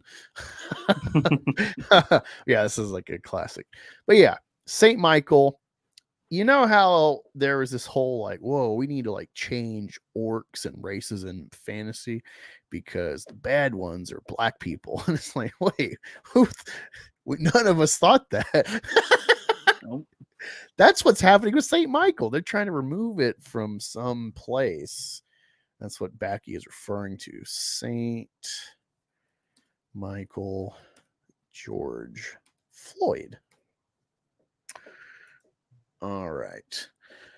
Calls for redesign of royal honor over offensive image. Petition says image of Saint Michael standing on Satan is reminiscent of George Floyd killing. This is one of those, you're kind of like saying what we think, or you like, we think you're like the bad people because you're like LGBT, this whole like racial importance to people's character, or that is more important than their character. It's all like evil shit that we're bemoaning on the general like right side. And so, of course, those bad people politically are like, oh, well, like clearly Satan in this imagery reminds us of George Floyd. Like, this image is supposed to be very clearly you're rooting for the guy in white who is the angel from God thwarting the bad guy to hell. And their first reaction to this is, that's a black guy that we must defend or erase this mockery of black people, which is like not the idea at all. It's cosmic good and evil story here. And they pick the bad guys.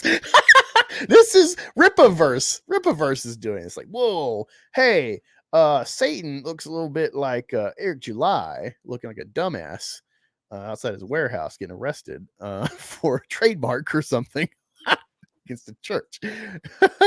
You must remove Saint Michael thwarting Ripa from his warehouse.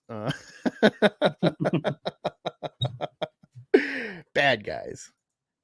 Ripaverse, they got sued by a church. Again, if you weren't here earlier, I allude that because they're satanic. What's going on with you, Ricky? Why are you quiet? I don't know what to respond with that. I forgot why we're on that, honestly.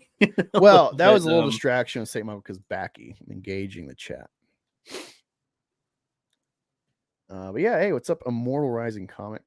Let me know if you want the link. I don't know what you're doing. The guy worships money. Oh, yeah, see, that's what's weird. Eric is greedy. He's a greedy man. Think of any greed character.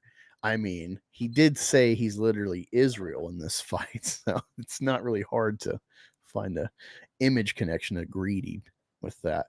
But now think about the people worshiping Eric. Like, they're not even worshiping money. They're worshiping a guy getting money. It's so weird. It's literally, that's why I bring up the whole cut comparison. Because these people are like rooting for, like, yeah, he's getting to fuck the chick. You go Woo-hoo! Get the money. Yeah, we are winning because you are fucking her. Like, no, right. Like, he is winning. And it's like, this side's like, hey, like, we can get chicks for all you guys too. You're like, no, we want to watch him fuck them. And it's like, whoa, what? Like,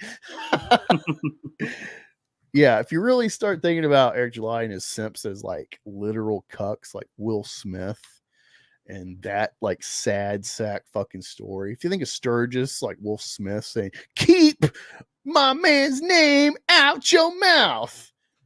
That's how you need to think of this stuff. And, ultimately, I am, Reverse Goalpost doesn't like it. God sent me here This has been his plan all along. I've been wandering the wilderness of life for 32 years. And now God has bestowed this this calling upon me to either correct Eric's course or in his ignorance, willful ignorance of the Lord's will. He's like, I am moving differently, Lord. And so God says, well, here's Angus and friends to smite you. Yin to meet yang. This is my purpose. This is why we're here. We must I need to read more Old Testament, get more God talk about like you will go forth and like destroy their buildings and this and that, and all these kind of like commanding declarative statements. These declare like do that, burn that down, kill these people, that kind of talk. Don't kill anybody. It's comics. Don't kill anybody, please. But kill them via memes, I guess. Kill them with memes. You find a ripetard and through memes make them your George Floyd. That's what I'm saying. It's teamwork. We will win. That's the point. Being great. Gulbo's just casually hanging out with us. Oh yeah, just casually, just hanging out with us. The level of spamming my subscription feed was why I signed from the cord and constantly spamming of shorts. Oh my! Oh yeah, and the Horseman is coming as well. And thank you, Eldridge. Looking forward to the Horseman. I cannot wait for Horseman. Digital comic fans are scumbags. A Gulbo.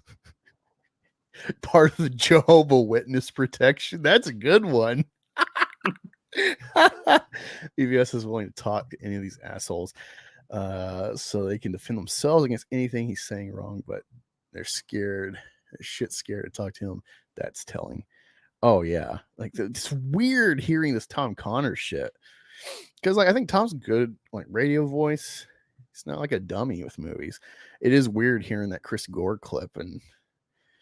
Yeah, like Chris is like he seems like just ridiculously irate, but then when you start thinking about like this is probably him having these conversations with, like all of these fucking Friday Night Tights retards when they like target a thing because like, well, it's woke because of this thing. It's like all of Hollywood's woke, everyone on the set's woke, Chris Pratt's woke. You don't think he's woke? Well, he wouldn't be in Hollywood if he wasn't to some degree to like pay the bills to get through the door. He's woke. He has not defended his church from all the smearing that they've targeted at him. It's because the money means more than his church. That's the takeaway. You might argue it's like the Gina Carano thing I say, that he should press forward and have a bigger platform by playing ball. It might be, but he's been playing ball for like 20 years now. That's kind of my counter to that assumption. He's established. He's Mario. He's Star-Lord. He's Jurassic Park guy. I feel like he's probably got another franchise. I think he's doing another franchise. I feel like I heard him cast as another thing. God damn. Oh, he's Terminalist. That's a great one. Anyway, ain't no such thing as halfway crooks gravy. I like that. That's funny. I like that reference. That's interesting. Yeah, these dudes up in here, except for these bitches. You can go back to the article instead of filibustering about nonsense and stop deflecting from the offensive meme by ripoffers. You are wrong. Facts. I think when he talks like that, that's his, wink. You're wrong. Facts. Yeah, it's like, yeah. You're thinking of St. George. Oh, St. George the Dragon Slayer. No, St. George the Crack Slayer of House Floyd. That's who we're talking about. There's a St. George the Dragon Slayer. Tractors are desperate for Andrade to review ISOM. He doesn't have to. Most fans enjoyed the books. Most fans. I don't know if I'd use those words. Again, there was 42,000 purchasers of ISOM, and there's creeping towards 10,000 for Yaira. So they've been moving differently since the first book. That's how you should interpret that. Was any of that have to do with what I asked? I think he's talking to goalpost. That's hilarious. This is why you're called a goalpost. Any question is asked, you shift the goalpost. Seems to be. Oh god, Garfield. That's what Chris Pratt's doing. He's doing fucking Garfield. Jesus Christ. And that's probably going to be a bomb. Why? Okay, like it's not even me being like, oh, I'm getting tired of him. No, it's just like, okay, if you see Garfield cartoons, you hear his voice. I don't see what the draw is. What is the draw of Garfield? He's a Monday cat, likes food. There's nothing to that. I think people, well, no, regardless, I'm just saying, like, look at the cartoon representation of him. That's classic for the fans of him. Look at Bill Murray's portrayal. I think is like there's a spirit like those cartoons, kind of sarcastic irony, lazy humor. Like literally, like the character is a lazy person that just is like sloth and gluttony. And then also cats have like just a mind of their own. So it's like, that's let's set up. So like Bill Murray feels like in vain with that. And it's like, okay, now guess who we got next to play Garfield? Totally going to nail it. Totally has a track record playing this kind of thing. Chris Pratt. Guy who just got off playing Mario in Super Mario. Woo-hoo! Like a more happy character, enthusiastic character. Oh yeah, also I forgot he was Andy Dwyer in Parks and Rec. So like he has been a staple. And he was in Deep in the Valley as the guy who brings his friend into a porn universe. Oh, the one thing no one else does about this. Yeah, pretty good actor. Not gonna lie, he's a good actor. So that does make sense that Eric wants to be Israel. He is greedy. Give me that for Halloween, I assume. What? Israel. Oh no, I am Hamas every day. Palestine. I do want to get a Palestine. I've looked up before trying to get like a Palestine Hamas like headband. Can't find them. I want to be authentic to our current conflicts. I want a Hamas authentic headband to then make a terrorist get up. Well, I say terrorist by the Western media, and we know who runs most of the media, don't we, friends? Nothing, no conflicts of interest with that reporting. That's just all I'm saying. Fun fact, a lot of those people threw rocks at Jesus just because he was the son of God. Not only that the tribe of Judah betrayed Jesus, just so they don't have to pay taxes. All right, that's loaded. I have no idea the validity of your comment, especially the specific tribe of the 12 tribes and taxes on top of it. It's really loaded for me to try to decipher if I can give my vote of confidence of like that is correct within the text. Who's there, July? I see a guy found by typing in tokenized Iron Man from a rant years ago. That's as far as my interest went. That's funny. That is good. Used 3D assets, denied it, then admits it later. Without an apology, sounds like you're delusional. Have no idea why people clown on him. Yeah. Moo moo, big cowboy, says Papa Cotton back in the chat. What's up? I am just like Israel. I have many detractors. Eric July. Rookie. I don't know what's going on with you. You like I called you and you're like, I have my detractor shoes on.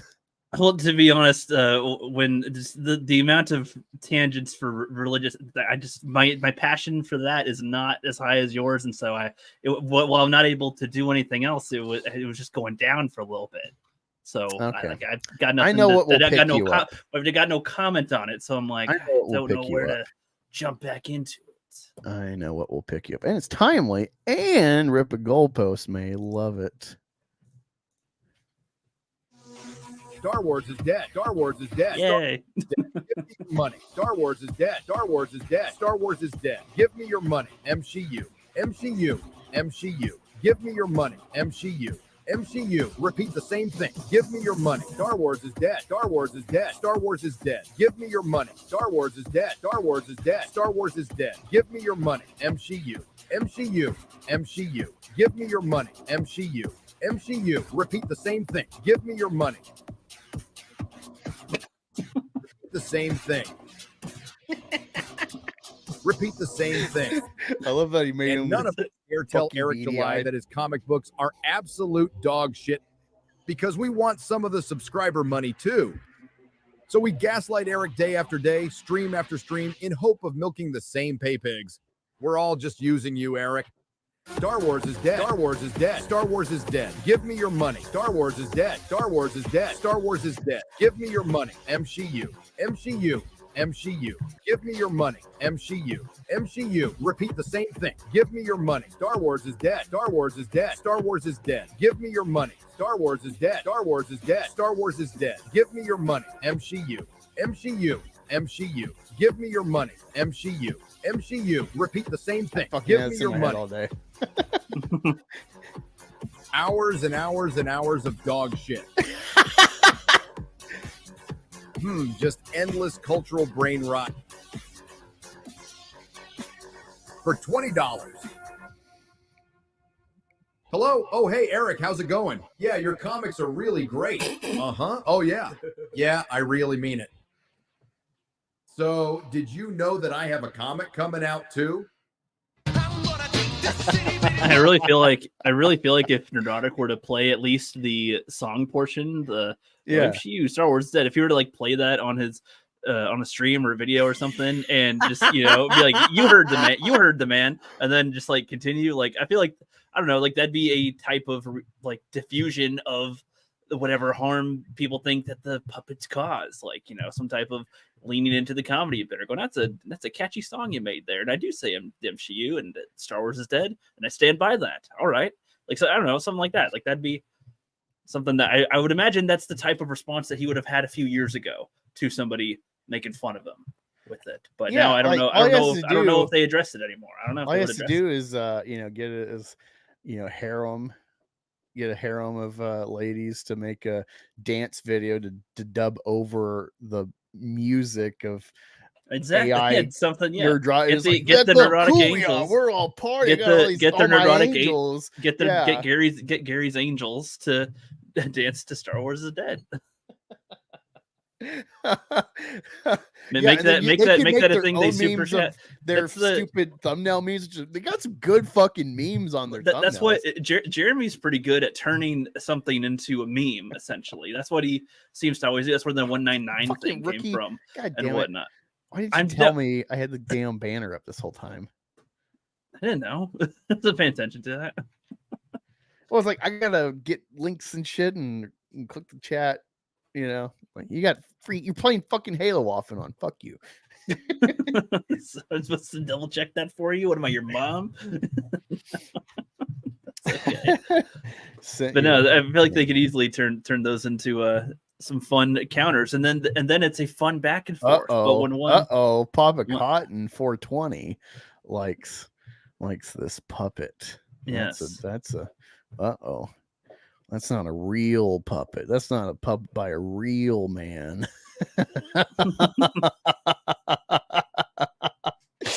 Find a real treasure with a real treasure map.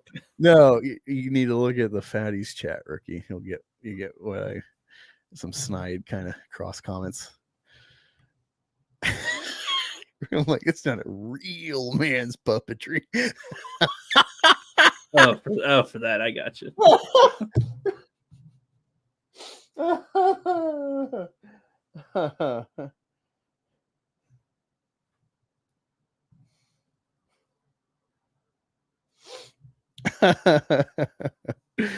Oh God, I love you, Papa Cotton. Yeah, I don't know if you're in here in the chat when I fucking finally figured out what this CDXX was. If something finally clicked, I'm like, oh, that's probably numerals.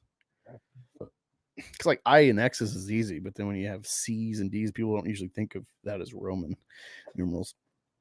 So that was bothering me. Yeah, he got picked for fucking Garfield. Jesus. I am just like Israel. That kills me. All right, let's finish this soy fucking article.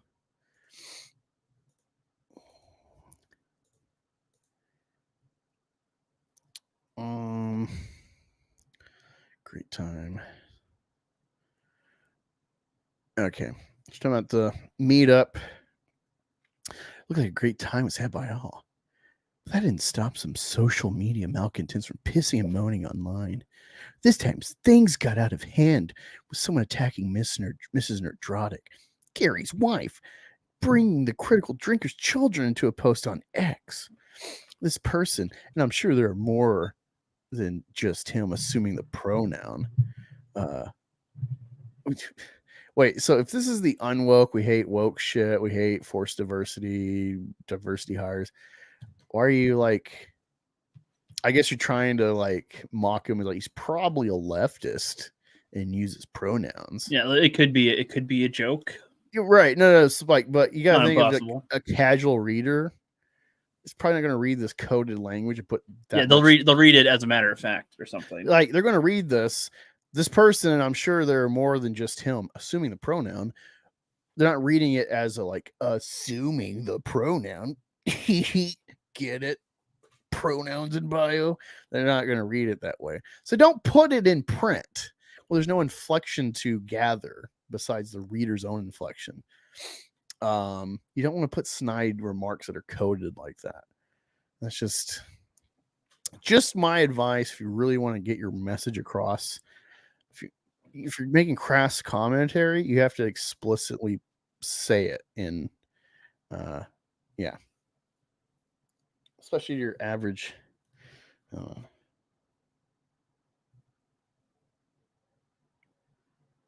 Exactly. Yep.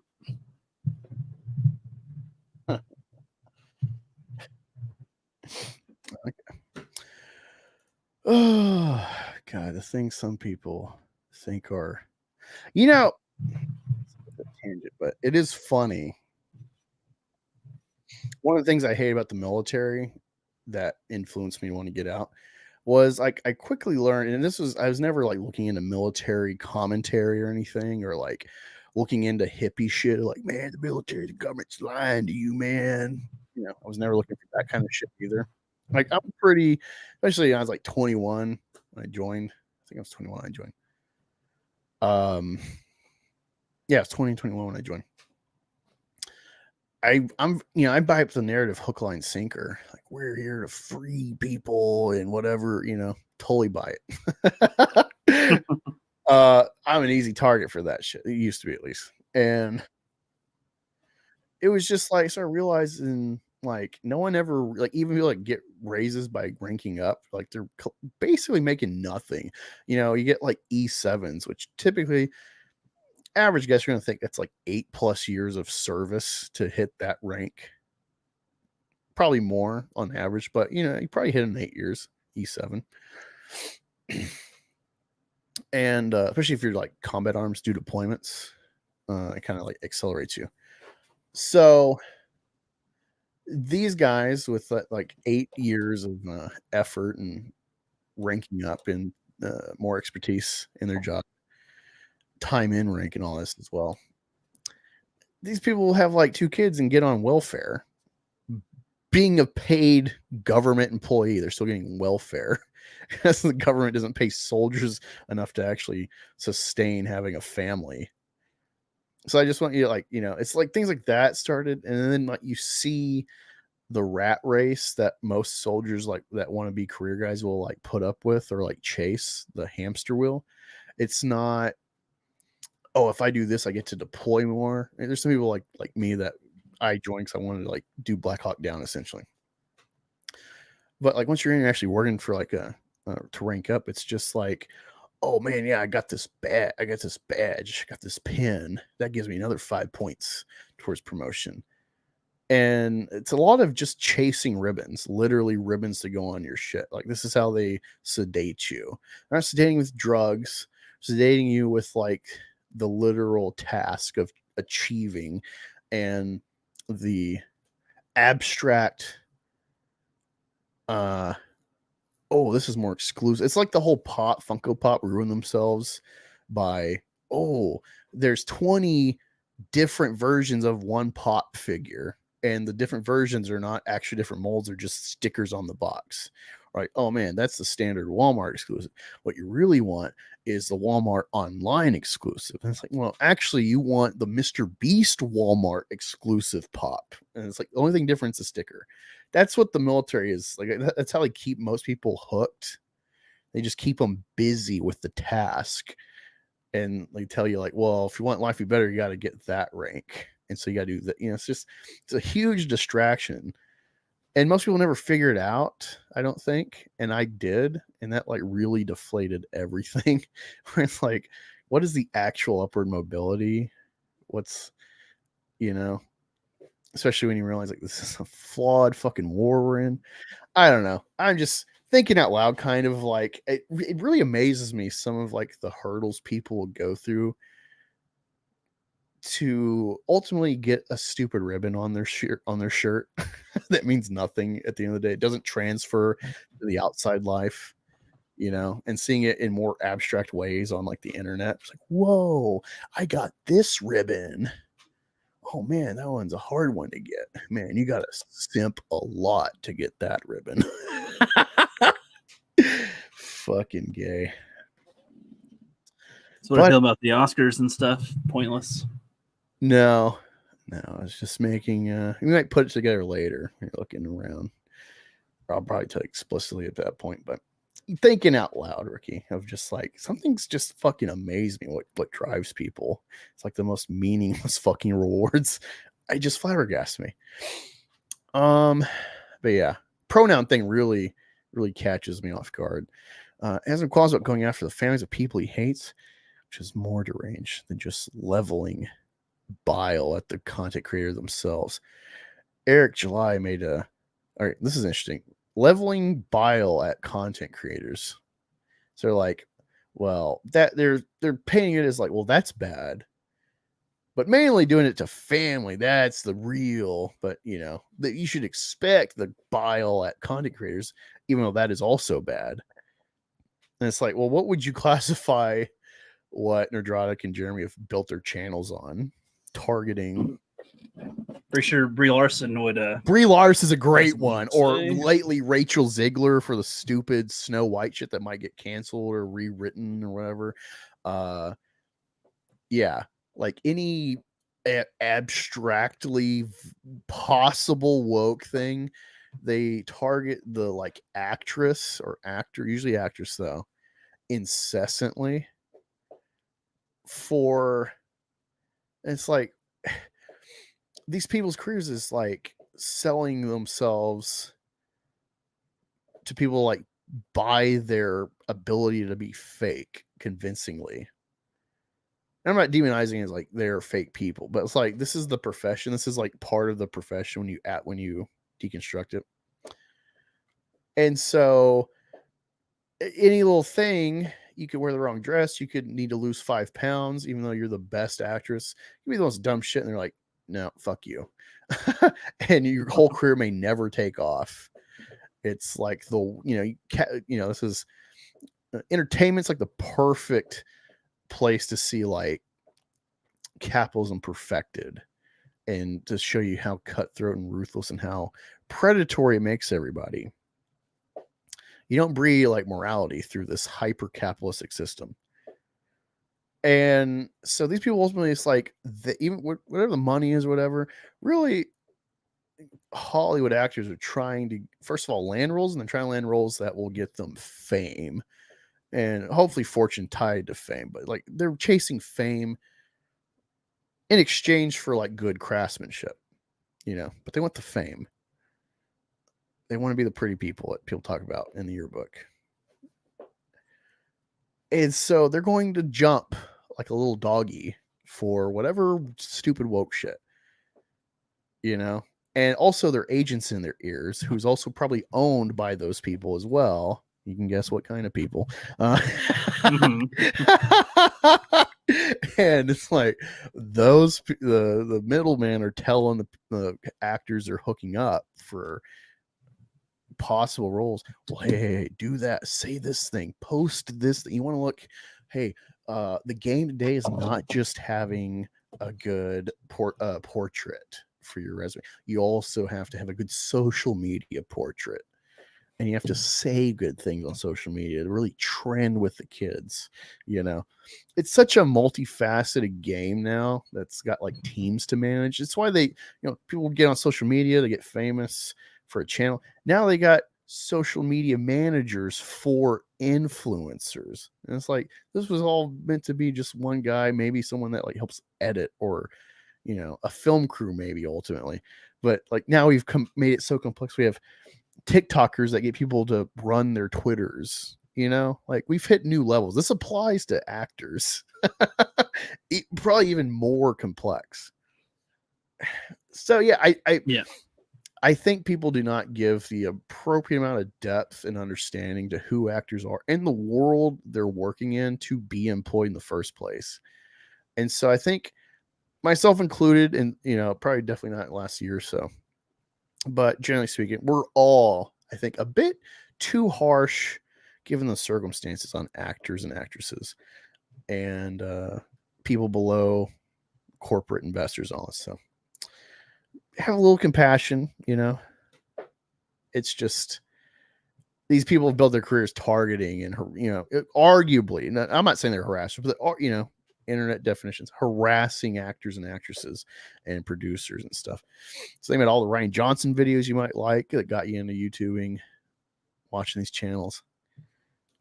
It might count as harassment today. I guess so. It's throwing bile at creators. So that's the other thing. There's like no self-reflection with these people. I'm talking about like ripitards and all their shill fans and friends trying to link up. It's like no self-reflection of like, oh, you could spin this on me and be correct. It's just very infuriating. Eric confirms that this sort of thing has happened before, to the extent that people have recommended going after graves. Oh my God. They're trying to connect. They're doing their own yarn board. They're connecting. All right, someone went after Mr. Nerdrotic. It's a pig meme. This must be connected to the graveyard of Isom Knox being visited by moronic opinions to troll having plushies placed on a gravestone and then he left alone. desecrated the tombstone by leaving plushies at the grave. It's like, if anything, it's like, okay, Dick, I get it. Yeah, Bunny's in the chat. I get it. Buster Baxter. Tortoise interference. Like, how can you not, like, if you're the victim of this FBI hate crime of the Isom Knox grave visit and desecration via plushies, if you're explaining like, what happened, Eric? Are you okay? Tell me what happened. It's like, yeah, they figured out where my great grandpappy lives. They found his tombstone. It's like, oh God, don't tell me. He's like, yeah, they left a bunny and a stuffed turtle on the gravesite. It's a detractor bunny though, so it's like, wait, what? A bunny? And it's like, wait, they like tear up flowers or kick a vase over or something to do that? Like, oh no, they actually probably spruced up the place a bit when they did it. No, like, they got it to be the most bunny? Guarded grave apparently. It's like, yeah, it's like, why a bunny? It's like, oh well, like, I call this Mexican guy, he's kind of cheeky, call him Buster Baxter. It's a Arthur reference of a bunny character. And it's like, well, yeah, okay, tortoise interference. It's like, oh yeah, I blame these guys for starting a lawsuit that I'm in with a church. So people mistakenly type tortoise interference. It's like you explain the jokes, and it's like, oh man, if you're telling a stranger and you have to catch them up to even get these images, like you're not laughing at this, you're not like like maybe pleasantly annoyed or something. It's like, oh god, these people really have nothing else to do but bother me and take pictures of stuffed animals. Like Yeah, it's really nothing. And it is 9/11 for these people. and my thing also is, what's the best way to get them to stop? Say that it's bad and they should stop doing that, or just laugh it off or brush it off like, well, that was nothing. Like, if you're not giving good reactions, then that usually deters people from continuing it. It's like, oh well, all right, whatever. Yeah. Unfortunately, even if Mrs. Nerdrotic hopped online and was the first reactor to rip off verse and just like, I've seen better comedy. At the meme or whatever. Or if she was like, Miss Piggy's beautiful, thanks for if she was comparison. just literally dismissive, unengaged reaction, no one would even like have the energy to like put the effort into pretending they care so much to White Knight from a lady. So many people were trying to defend her with it that they spread it out way further than it ever would have gotten if it was just left. Yeah, they're literally noticed, stepping on each other. Can you believe? No. Can you believe what? And then the cornering her tweets it too, and it's like, your audience now will see this thing. Like, what are you doing? Oh yeah, and what is that? What is that called? What is that called? The Streisand effect or something? You're like putting it more into existence by telling people to not put it into existence or something. Like, just would have been ignored more. But that is a confusing concept for me to ever like nail down. So I'm always thankful when someone else calls it like, oh, the Streisand effect. I'm like, okay, okay, because there's like another effect I think that I can't remember what its name is. You're thinking of like, Mandela, maybe, but that's a different. That's like remembering something that didn't happen. Yeah, that's when we're like, oh man, remember when Adam Sandler died? It's like, oh yeah, I was like, no, he's alive. He's working at Netflix. Like, people probably had that about Stan Lee for a long time. Remember how he died? Like, no, he's still going. Yeah, usually I catch like the first wave of like the fake news, and so I don't know if technically I fell for any of them or not, because it's like Adam Sandler dead post, and so then I look it up and it's like no one on the news. It's like 3 p.m. No one has posted anything about Adam Sandler being dead. This is clearly fake. The early Mike Zero. Yeah. These fucking people, man. Again, they can't take a joke. They can't brush off like, I don't like that, but like dare not tell them that, because that'll like they'll just do more of like this irritating shit. Like, yeah, if you're Squidward, it's like, all right, how do I manage SpongeBob? It's like, well, definitely don't make anything consciously aware for him. Well, SpongeBob was always able to turn things around and make it fun or funny anyway. Yeah. So, I mean, well, yeah, he ruins his drawing. He makes the new thing out of it. He tears it up into pieces, rippy bits. Whatever, he'll make fun out of anything. Never got into Funko Pops. I'm not a big Funko Pop guy. Like before they became a craze, like when they first started, I got a couple Star Wars ones. I got Maul and Vader and Yoda, and those are all different molds. Like not just for like the lightsaber body stuff, but like the whole head, everything's different. And yeah, I just like early on kind of like, well, I don't want that because like it's not unique enough looking compared to others. So I was like, I'm a pretty, even though I collect and I got a bunch of shit, I'm kind of restrictive about what I collect. I'm always like, do I really want that? only got so much space, so I think from that mindset and value or resellability sometimes can be like a kind of a soft purchase from like, yeah, I like it, but mainly I'll hope I can make money on it, so those are the factors. So like I just never saw a value in Funko Pops in general, so I never had a lot. I just never saw them as appealing. Honestly, they visually don't look interesting to me, and I don't mind them. Like some people catastrophize them, try to make it like Beanie Babies. Like this is a sign of the destruction of cultures. They try to tie it to Funko Pops. And it's like, no, culture is destroyed because we're able to make such easily throwawayable items that generally are meaningless to anybody. You know, like the society's already destroyed. We've already crossed that threshold. We're just floundering in its shell. But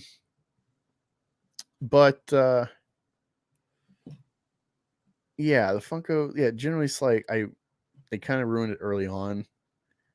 But the value I see in Funko Pops is it's like a staggered fandom purchase. It's like this is kind of the introductory item. You can either get the 3/4 figure or a Funko Pop. Usually it's gonna be a Funko Pop's probably gonna be easier to produce for any fandom starting out. So there's like the value there to like start testing the waters with like a low price, low risk item for customers. So, you know, something casual might appreciate put on like their office display. You know, I've seen when I was in the Army, some of these civilians have fucking hundreds of Funko Pops in their facilities and stuff, like their office space. So I don't know, like they're fine. I personally don't want that many, you know, but yeah, I was always restricting I've probably only gotten rid of like 4 or 5 my whole life that were like for me. So I've been pretty good about limiting those, especially when you start getting sideshow statues like with Funko Pop. What is this poor stuff? It just becomes like an elitist thing at some point. You're like, I am too good for a Funko Pop purchase. Are you kidding me? You think I'm Mexican? You think I crossed the Joe Biden border? I want a Funko Pop? Are you Just kidding me? Why buy a Funko Pop when you can get anything else that isn't a Funko Pop? It's called Flare. Huh. Everything changed when the Fire Nation attacked. That's how this GG article reads. I figured you'd like that Avatar. Yeah, it's a good Avatar reference. That was one of the things I was referencing, by the way, when I said if it's like he'll like 70% of that show, but because of that, he's like, no, don't want it.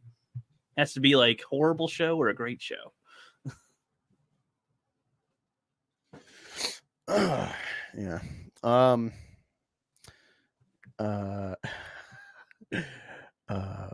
Okay. Eric. So now we invoke Eric.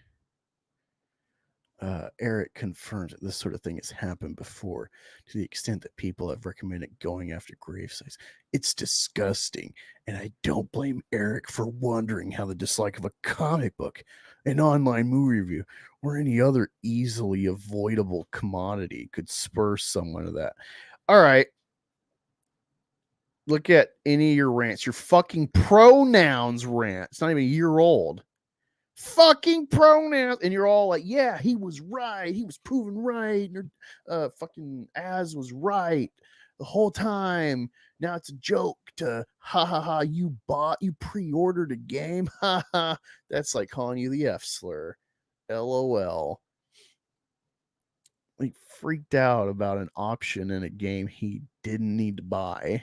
It's literally the same argument SJWs. It's Brie Larson. It wasn't made for you. Well, it's kind of funny because in terms of video games, there's so many video games. Like you could, it is kind of at a point where, yeah, you play the ones that you want to. You might discover you don't like one, but then all right, go on to the next game. Full fucking 180. It's 180. But here's the problem. It's like, oh man, shit, Star Wars general fandom, the control via the upper crust, the access media and producers and whatnot, they're all wokies, or you stay silent.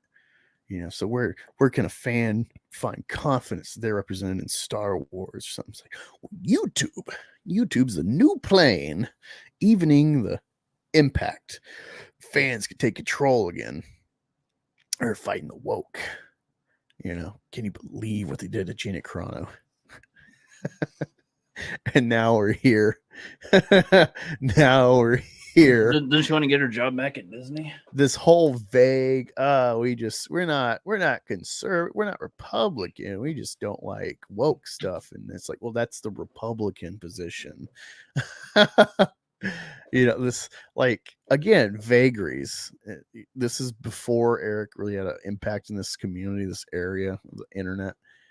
But you see the Eric vagaries that have been kind of implicit from the start with all this whole crowd, this trying to dance around for future access or to avoid like a smear campaign like that Ryan had a few years ago of like Ryan's a white supremacist gateway or something to Alex Jones, that article.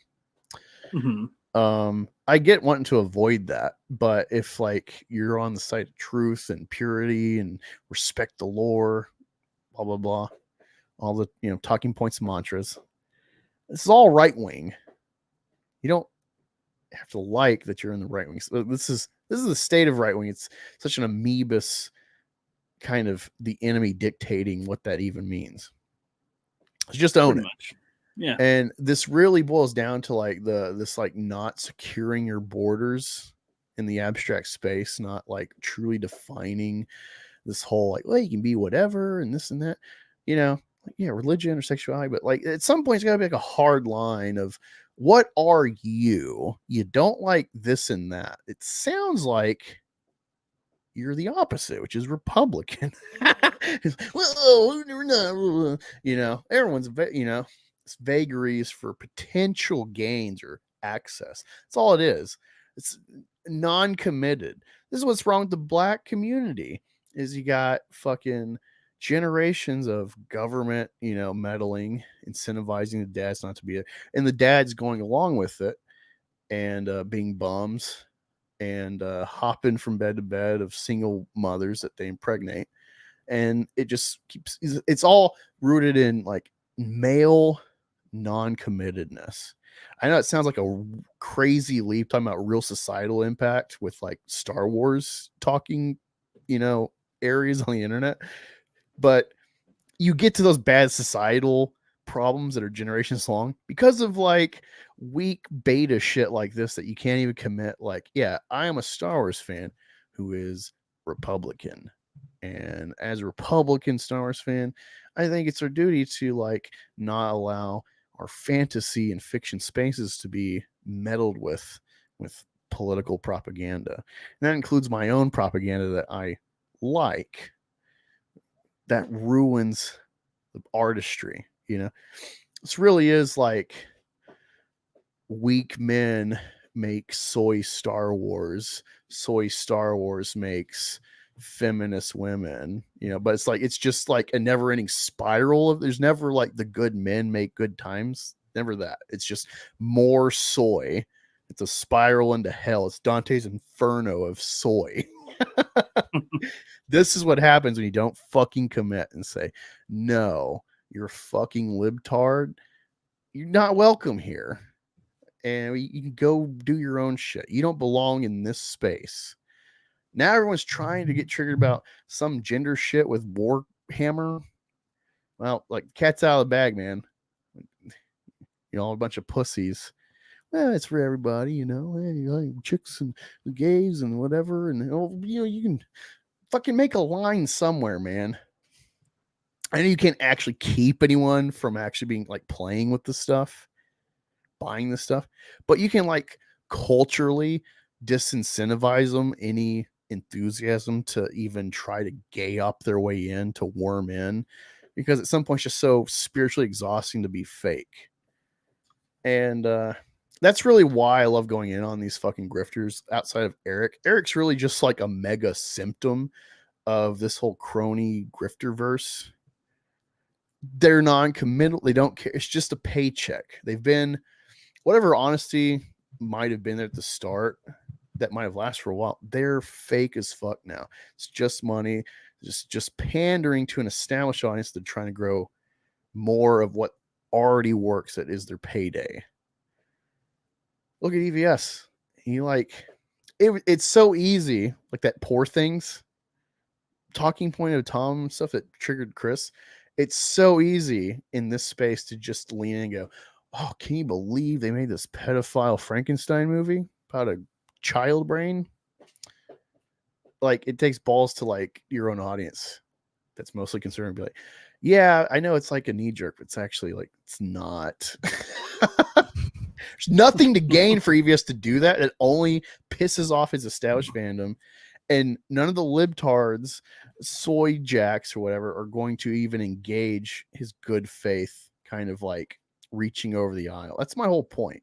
You know, it's a lot of just fake shit, and they have. It matters to call this stuff out and try to get them on the right track or fucking ice them out, because they are like the face of the commentary. All right. And so when it's not only like, oh, if you think this or say this, you are a phobe and ism and ist, but on top of it, you're actually found to be like a phony. It doesn't even care. You're like Mecha Random, who's, you know, she's bye-bye because we figured it out. She's even said like, it's all fake. I don't care. It's just money.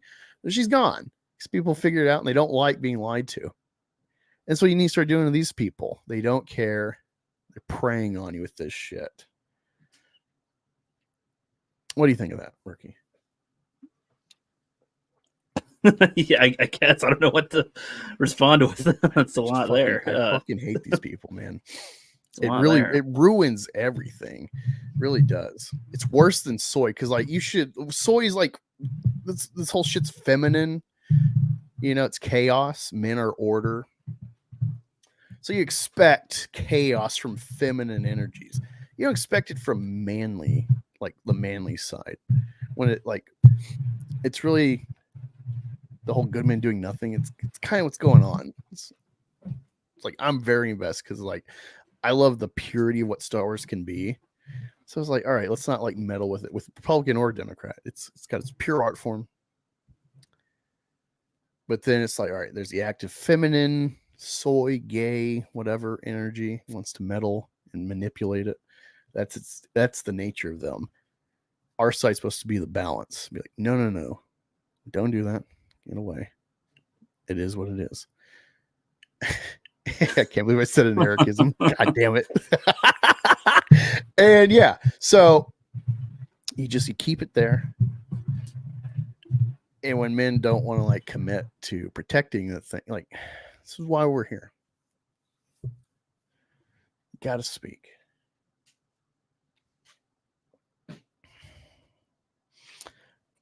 Got the ick in it, huh? Wait, drunk tonight. It's goalpost drunk tonight, huh? Iceland 3 and Horseman launching. So I love when he like goalposts like, never match up with like anything. It's like, where did that come from? Chaos is fun. He did want me to interrupt you. That's fine. Yeah, no, yeah, fucking interrupt, man. Like, straight up David versus Goliath comparison. At some point, the ramming's too much, man. Seriously, keep the show moving. Get gooder. Get gooding, man. Get gooding. I like that. Yeah. Better content Air July. Let's see if Geek Getaway can. At least Getaway is doing something unlike most detractors. So that's a positive. It's very weird to see anti-detracting give like a nod to detracting. It's like, oh, okay, well, like that's a degree better. At least like, you're also doing you're this. Gauging. Yeah. It's very weird to see y'all gauge. It's like if you shouldn't have made the meme, but at least you donated to a charity or something like that. At least you also did this.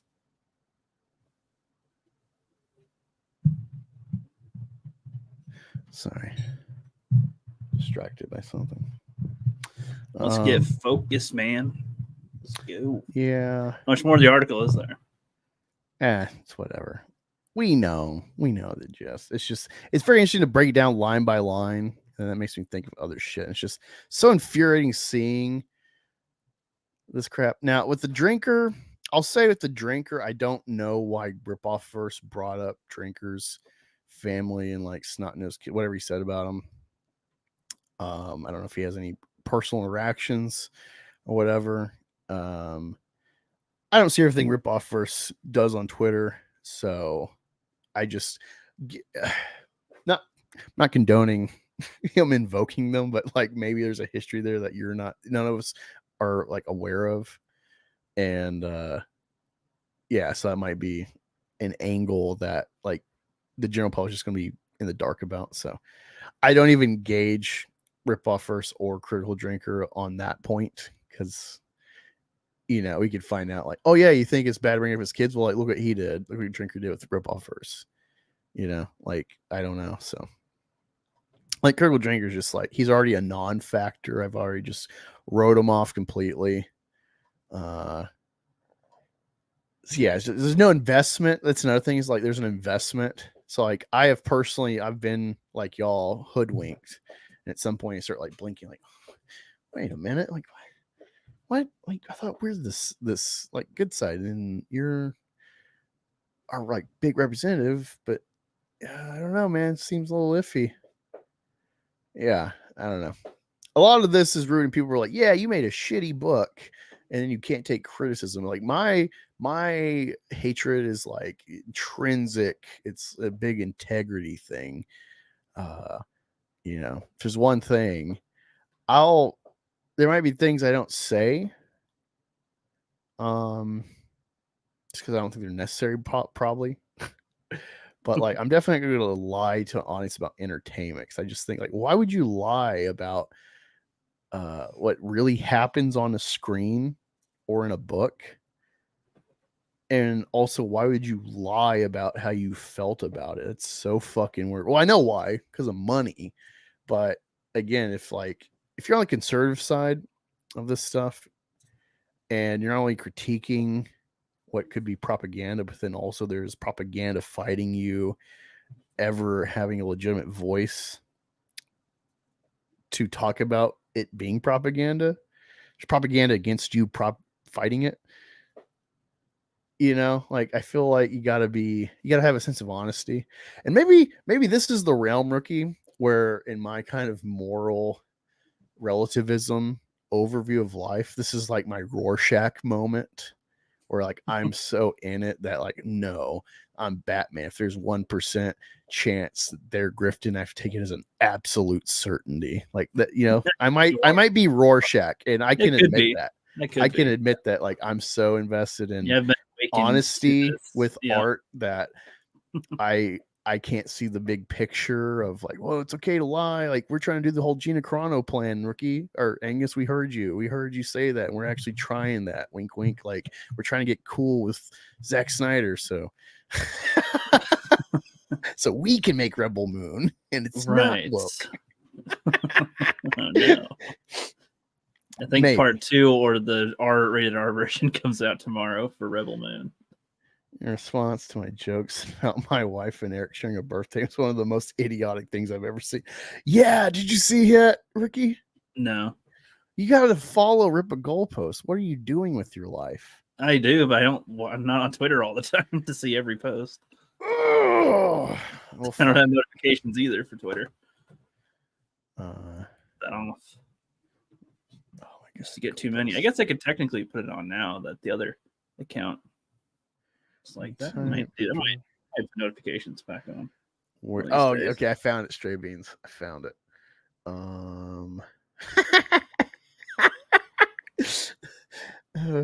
remember reading this, and I'm not gonna lie. I think not Suit Yourself. I feel like there's like a third guy I was following. I don't remember the name. Scorch Earth. I think it's Scotch Earth though. I think he kept getting like bans or suspensions because of ripitards, allegedly.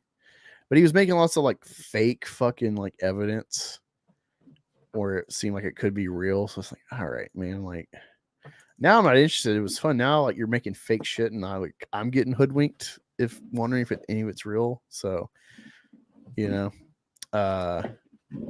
yeah, for some reason I was thinking, glancing, it was that guy, not Stray Beans. So it was funny to reread this. So Stray Beans in the chat says, good morning. Today I'll be celebrating my wife's birthday, 17 April 90. I opened Twitter to discover that it's also Eric July's birthday, 17 April 90. Divorce time. He's Power Rangering Divorce in Time, essentially.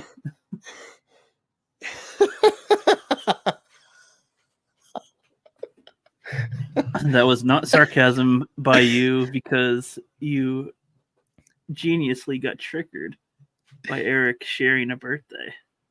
You genuinely got triggered. Everything is Eric July's fault. How does Eric share the same birthday with countless people around the world? I feel like that kind of thing tells me that he knows that it's sarcasm. He knows it. No, yeah, like that damn Eric July. How dare he? I'm pretty sure this is a Bruce that I need to block. Good on him for divorcing his imaginary wife. There's a Ripetard trying to own stray beans. See, there's fun all around. There's a few Ripetards that can have like a sense of humor. I had an interaction like that today. Back and forth. Yeah, I had an interaction like that today on my Nerdrotic post where I like thought I typed out a thing, but really only like one word of that made that like phrase. And so I'm like, he's like, look, it's right here. And I'm like, okay. You know, yeah, I can see how you would mistake or not read that like intent because I didn't type it out. Because, you know, I only got 2-minute breaks and I got to walk like 2 of them to get to my spot. And yeah, so it's just a lot on my mind. But yeah, I'm like, oh, you know what? Yeah, sure, I can see that. I can be fair. And he's like, oh, wow. Opposition that is whatever. He's like, I gotta tip my hat to you. I'm like, likewise, sir. It's like that's how we get them. We gotta get their petards that like will talk to us and in good faith. Good faith. of course. Yeah. Again, this is a cult. Some of them sometimes. This is a cult, rookie. So everything not their faith is bad faith. That's how you got to think of this. Half of the comments are telling Goalpost he's autistic, completely humorous. The troubling part of the comments that believe Goalpost retardation. Yeah, no, I think possibly Aldridge, you may not have been here, but I really broke down Goalpost commentary. He'll probably clip it or post it on his channel. I think I really analyzed his I think, you know, there was like a collegiate like semester's worth of Ripetard analysis towards a doctorate of Ripetardology. But that would take 2 lifetimes to 2 whole lifetimes to get.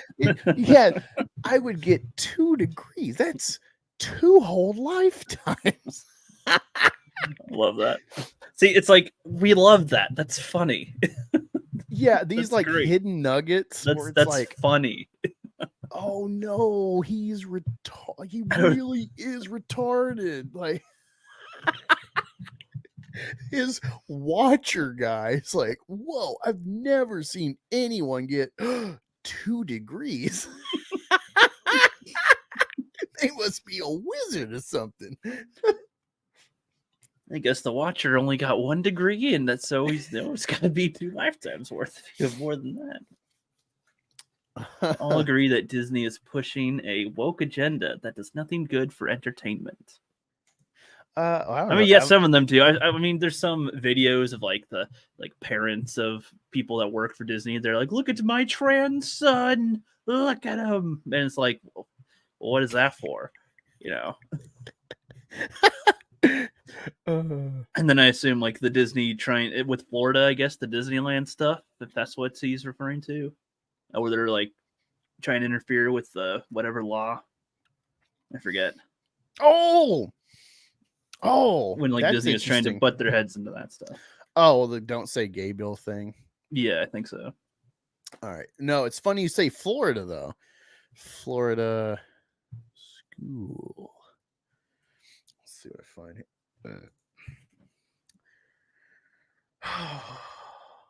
Becomes wow. Okay, yeah, so this is very interesting. Supposedly with Fox, I'm debating, do I want to pull Fox that would be pro DeSantis, or USA Today that might be neutral? All right, so I'm going to read USA Today, given that they are, across the board, academically less argued as a compromised entity, even though they're mainstream. All right, so DeSantis, this is from a couple days ago. It's updated. Wait, no, let me find. So this is 5 hours ago. So I'm using Fox because it's 5 hours. It's more recent. Florida bill allowing public school chaplains becomes law. Program is completely voluntary. DeSantis emphasized upon law's passage. All right, so this is trying to be a washing of hands, so to speak, like Caesar, for DeSantis. We're like, oh, you're probably thinking this is like government schools, or in the First Amendment will apply with equal access for all religions or whatever. Well, it's actually voluntary. So that's like a little red herring there already. Florida school districts will soon have the option of allowing volunteer chaplains to counsel students under a bill signed Thursday by Ron DeSantis, failed presidential candidate, Rhino Republican, Gayop, who dismissed critics opposed to mixing religion with public education. The only requirements for a chaplain to participate would be passing a background check and having their name and religious affiliation listed on the school website. Chaplains would provide support, services, and programs to students as assigned by the district's school board. Law takes effect in July. Oh, just in time for Eric. DeSantis stressed that the program is voluntary. Schools don't have to have a chaplain. Students don't have to work with them. Parental permission would be required if they do. No one's being forced to do anything, but to exclude religious groups from campus, that is discrimination, DeSantis said. You're basically saying that God has no place. That's wrong. Florida is among more than a dozen states that have sought to create school chaplain programs. Texas became the first under a law passed in 2023. All right, so this isn't getting to it's only a few more paragraphs, but you should gather why this is a problem, or at least a contentious problem legally. This is a First Amendment issue. This is essentially he's going to be trying to use this like legal talk, because he was like a military lawyer, so he's not a typical politician idiot that's just got money. He is a legally trained person. He's using all these words as no one's being forced to do anything, but they figure out this voluntary angle to work around what otherwise would be government sanctioned discrimination. Of this is targeting Satanists, because there's like after school Satan or whatever that Satanists do, which by the way, they're not worshiping Satan. It's an atheist philosophy. It's just like legally classes of religion. And yeah, it's kind of a troll, but like they actually do some outreach and programs and stuff. So if you're a parent and you want your kids to be Satanists or whatever, like free country, And yeah, this is Republicans supposed to be the government of reasonable, limited government, and freedom. The liberals want to take God out of school, make you amoebas, make you worship like secular state. And yet here is the governor trying to make Florida exclusively like Christian pandering through government sanction.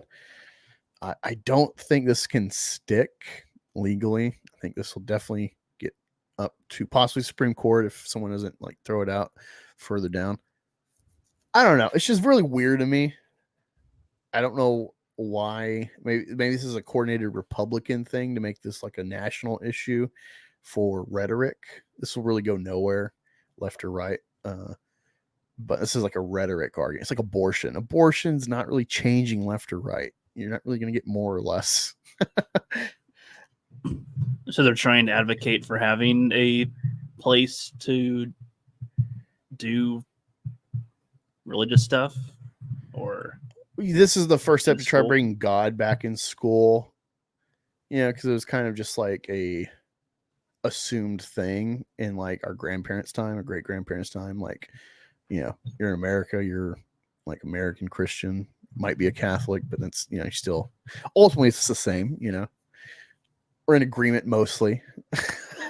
There was like a religious synergy that helped with like nationalistic views as well.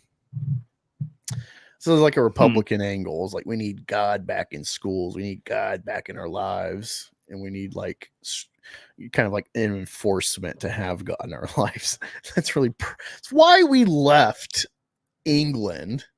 Like the Puritans that helped colonize this country to start with was like escape, and Well, that was the root of the founding fathers generations later. Well, I mean, just to put it simply, I mean, I assume because you could just go to a church, right? So kids after school could all just go to church, or they're like, "So do you want to go to church or go play a video game, and or something, or go play sport?" And I assume they'd usually pick the latter every time. Well, yeah, it's like, I If mean, given the if you're not forced to.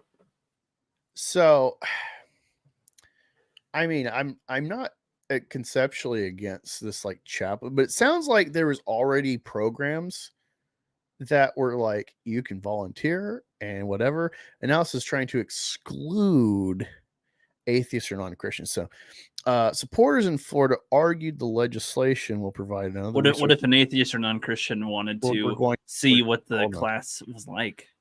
Supporters in Florida argue that's the other thing, Ricky. This is coercive, where there's only one like goodie bag that's for those kids. You know, it's like, well, really, this is for the Christian kids. Because it's like, well, but isn't Christian stuff about trying to get people to join them? So why would they? Aren't the doors usually open for people? Well, this is where you get first conversions, Rookie, through isolation. This is what I was saying about the Amish, where the Amish are very obviously, I mean, people overlook them because they like to buy fudge and furniture that Amish make, and it's like not like GMO or anything. So they think like, oh, the Amish are great, they're just naturalistic. It's like, no, they're a fucking weird kind of ethno-based, because they're all like Germanic Dutch people. They isolate. I mean, they'll trade or barter or whatever is necessary, but they isolate, and that's how they keep their numbers. They breed their numbers. They're not Christian. They don't evangelize. They don't seek new people and spread the message of the Amish way. They isolate. This is just conceptually completely counter to the Jesus story, when he told his first people, the disciples. And they keep you in by like they do the Rumspringa, which is like a week or two of freedom. And it's the gun to your head, where it's like, why would you ever not be Amish? If you're not Amish, you don't see any of your family that you've grown up with and farmed with and worked with since you were born. Now you got 2 weeks of freedom to drink beer with the English people. And once that's over, you have to decide for the rest of your life if you're Amish or not. And so all you know is Amish, and then you get like exposed abruptly to the outside world in a meaningful way where you can like indulge in it. Not just like, oh, we picked up the Amish in a van and brought them to Walmart.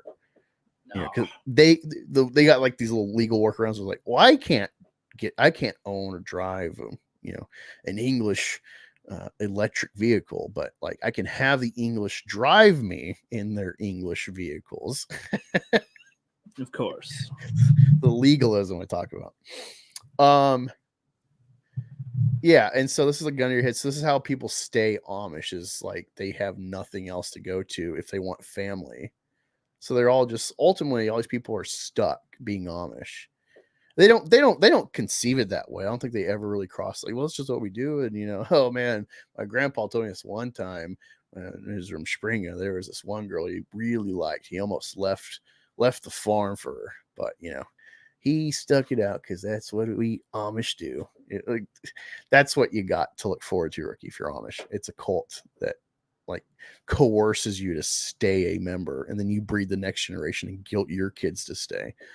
All right. So in that same vein of thought, think of this as like Oh, like after school, the only like fun activities, it's not just like it's after school, so everyone can either just sit in a box and do nothing, or like, oh, you're a Christian. Well, we got like a volunteer chaplain. He's got a volunteer assist. They got cool Christian games and Christian movies and Christian music. They hoodwink you. So the doors are open to get you in. They dangle a treat.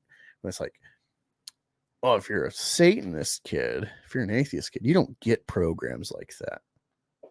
So, like, why would you not want to? This is the trick. They're trying to hedge their bets and kind of steer all the kids to join the church because all their friends are probably Christian. And so this is how you get the oddballs to kind of like get in line to start with. You see what I mean? It's kind of like a reverse Amish play.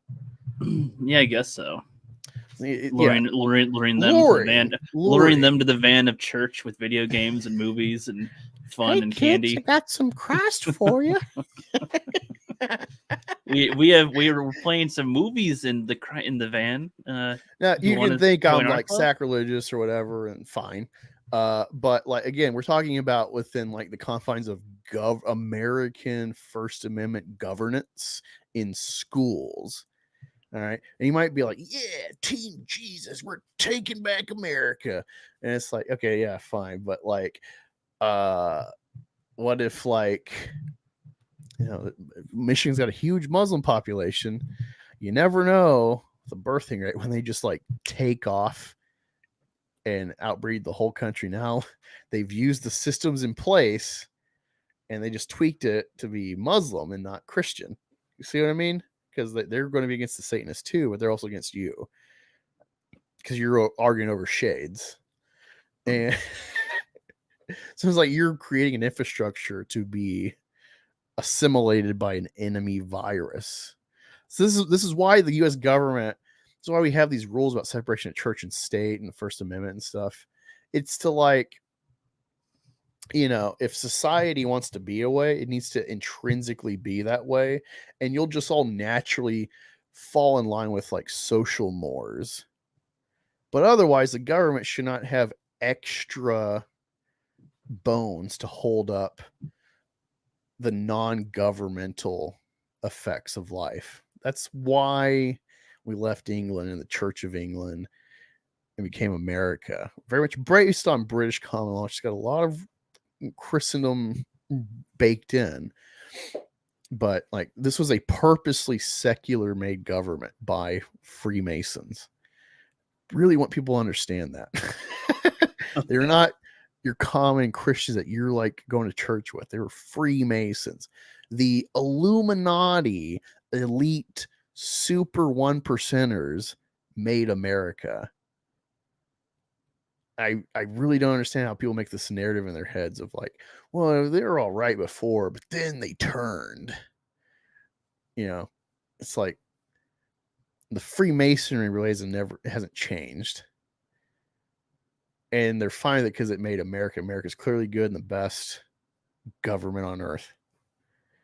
In line with God, more or less. And then something happened. So now the Freemason stuff's bad, but the old, it's like, they never changed though. So why is it bad now? Arbitrarily. It's stupid. It's just a narrative to cope. But yeah, I see this and I'm like, this is a bad fucking idea. It's a bad idea. And I don't think it's even going to work because it'll instantly escalate to Florida Supreme Court and beyond, district courts, eventually Supreme Court if necessary. And I think given some of the rulings, this whole leave it to the states thing and whatnot, even with the conservative bent of the Supreme Court, they've been pretty consistent with I think the founding fathers kind of analysis. But yeah, supporters of Florida argue the legislation would provide another resource for children and pointing out that chaplains already serve in other government roles or working with police and serving the military. The legislature itself hosts a chaplain of the day when it's in session. There's a non-denominational chapel in the state capitol. opponent cites several problems with the new Florida law, including there being no training requirements for chaplains. They also fear that some students might be ostracized if they are atheist or belong to a non-Christian religion in a Christian majority district. When you have a military chaplain, they go through intensive training and they have to be in a position where they can provide information which is factually correct and appropriate to the situation. God, What if they make so would they make a thing like this and then nobody goes to it? Like on what basis, like what requirements do they have to put that in their school? Like, I assume there'd be a number of kids, or they go, all right, guys, our chaplain thing is open.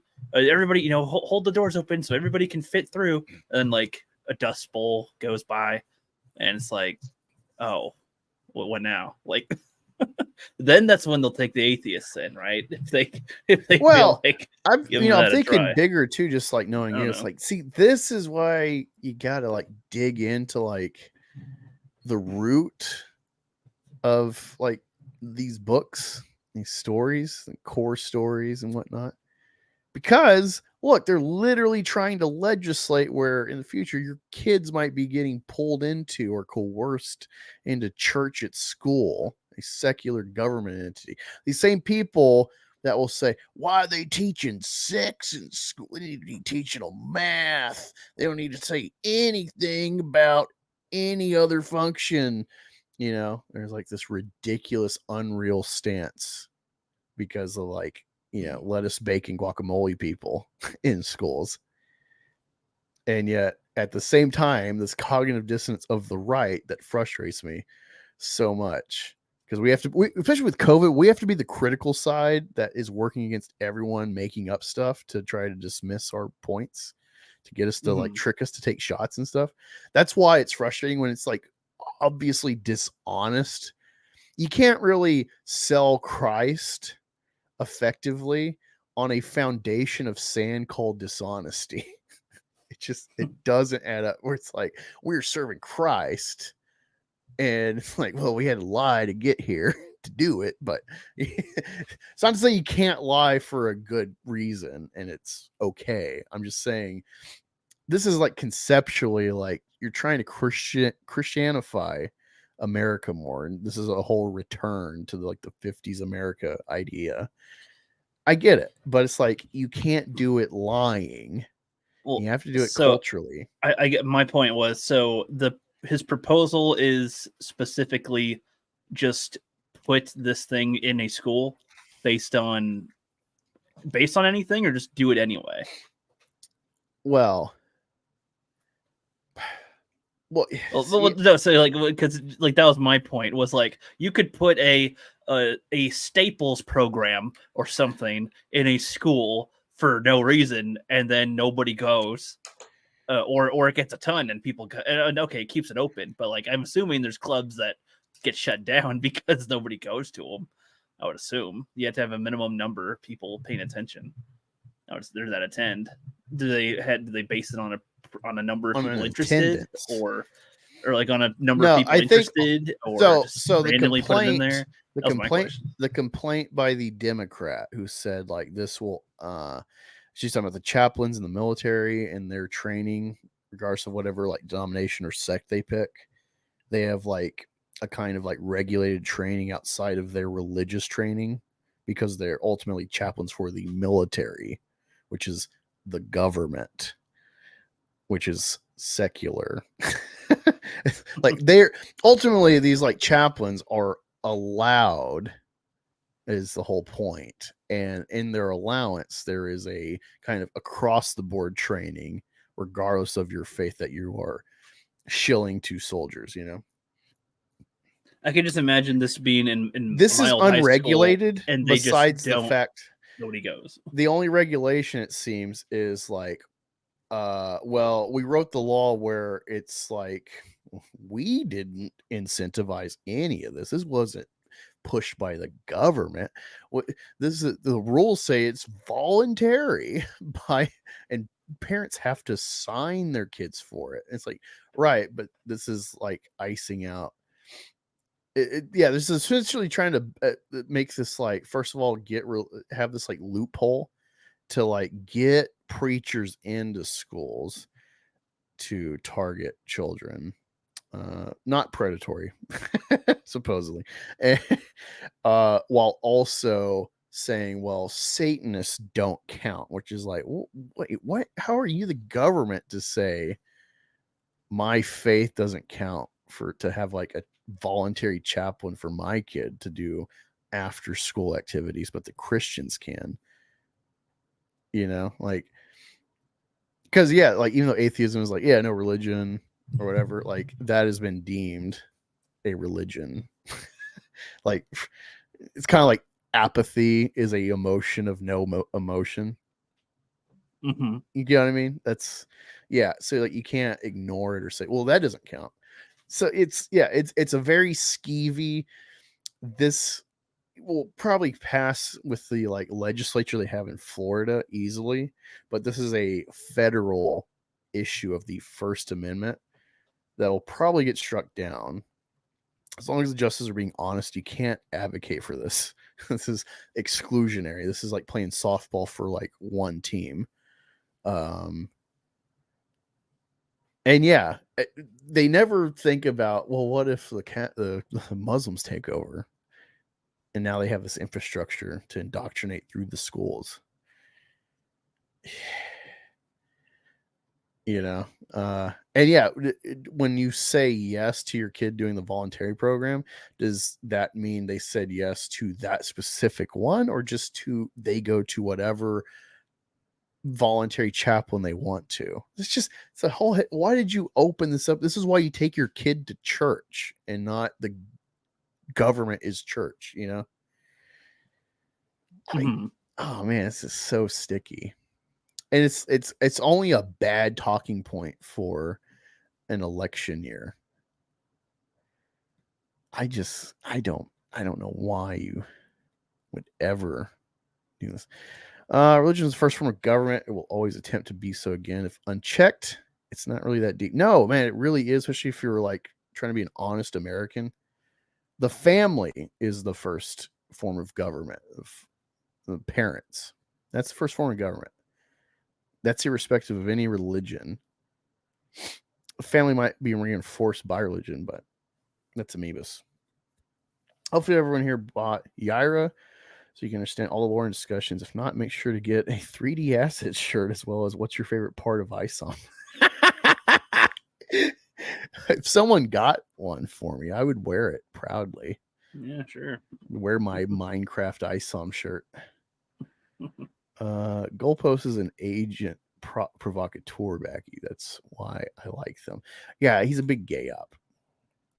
I think he's a double agent gay op. I think he's just chaos. He's entrenched. He's coded for the Ripitards. That is it's like being a Democrat or Republican. You got to kind of pick which team you want, but really they're all purple. That is what Ripverse Goalpost is. I figured it out a while ago. I need to stop typing about Christ, our Savior and King while inebriated. Not a good look. Goalpost has DID, okay, or multiple. Swan, I'm not confused. I didn't buy Yari because it looks like the most generic superhero shit. It's like a middle schooler's attempt to create a superhero, just knock off Wonder Woman. Kinda. I think more Captain Marvel. What about you, Rookie? With Yaira? Yeah. I mean, like the original image of her, I think looked okay. After seeing the trailer, I'm not as interested, honestly. But we'll see. I guess I'll see what they got. The trailer makes me doubt that they'll have the character done well, but maybe I'll be proven wrong in the comics. Ever seen a trailer that good? That's what I want to know. Like, give me five movie trailers better than Yaira. In a weird way, The Force Awakens, as shit as the movie was, the trailer was banger for it. That was an all right one. Woke feminist propaganda. Taken probably had a good trailer. But that one, that one was all right. There's plenty of other fan made ones, I'd say, of a lot of good trailers. Well, I think we need Stuff. I think we need fan-made Isom and Yaira movies. Sure. That's the kind of stuff I'm more interested to comment on than the comic book, but you know. No, I would see Eric would not even promote that, like, because they would obviously do it better. Or they would have cooler ideas, like a lot of the fan art. If you've looked at Isom fan art, they've done for like Isom 1 and 2. There's like the ideas they promote, which is like, wow, man, if only anyone that actually like had ideas worked on these books, man, what could have been? These are cool. It's very, some of them are just like, oh my god, I seem to be kind of a soy bitch, it turns out. But this one guy we were hanging out with in us detractors, he just seemed repeatedly, or scrolling through like, oh my god, I feel so bad for these fans. Look at what these fans are making. They're making beautiful stuff out of excitement, and there's like none of this passion at the actual creative, you know. It's not just corporate interference of like, oh, I got a idea, and it's like dumb because it doesn't help the flow, you know, but it is exciting or interesting thing. It's like, yeah, that's still within the realm of passion about a thing. This is just, I'm passionate about taking your money and making it my money. And then when I do that, we win. That's the model. And then I do it every quarter. And we keep winning. Don't you see what aren't you getting, rookie? Do you not get how much we're winning It's when too you genius. give him money? It's too genius. Oh man, like I don't know how you don't see it. It's just there's so much winning in just only 2 years. So much. Summer Swallowing Ring. I wanted to clarify in case you were confused earlier. In Angus' chat a few days ago, I saw you talk about the artist blocking you, and I saw similar comments on Twitter. Freemasonry must end. No, I would say I wish more people were Freemasons because I think no one's really in it anymore. I think they're all like dying and dead. And so like no one's driving the ship. Freemasons drove the ship here and made this country. Freemasons made all the laws we like. So yeah, I would say this whole like fear of the Freemasons kind of fucking stupid if you like America. Goldpost says Straight Beans.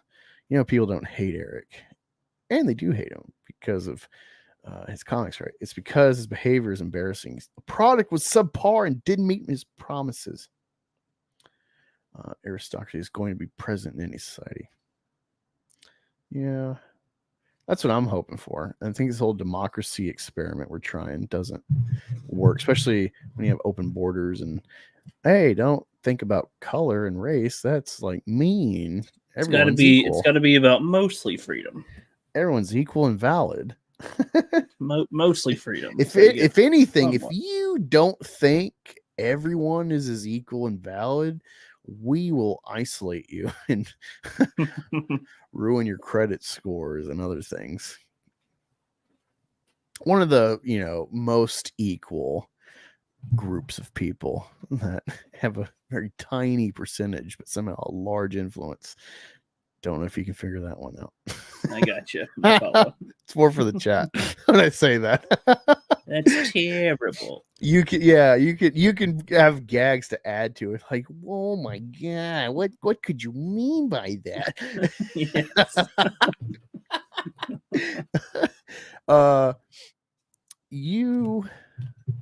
We were talking about coin tosses earlier and how fun coin tosses are between us.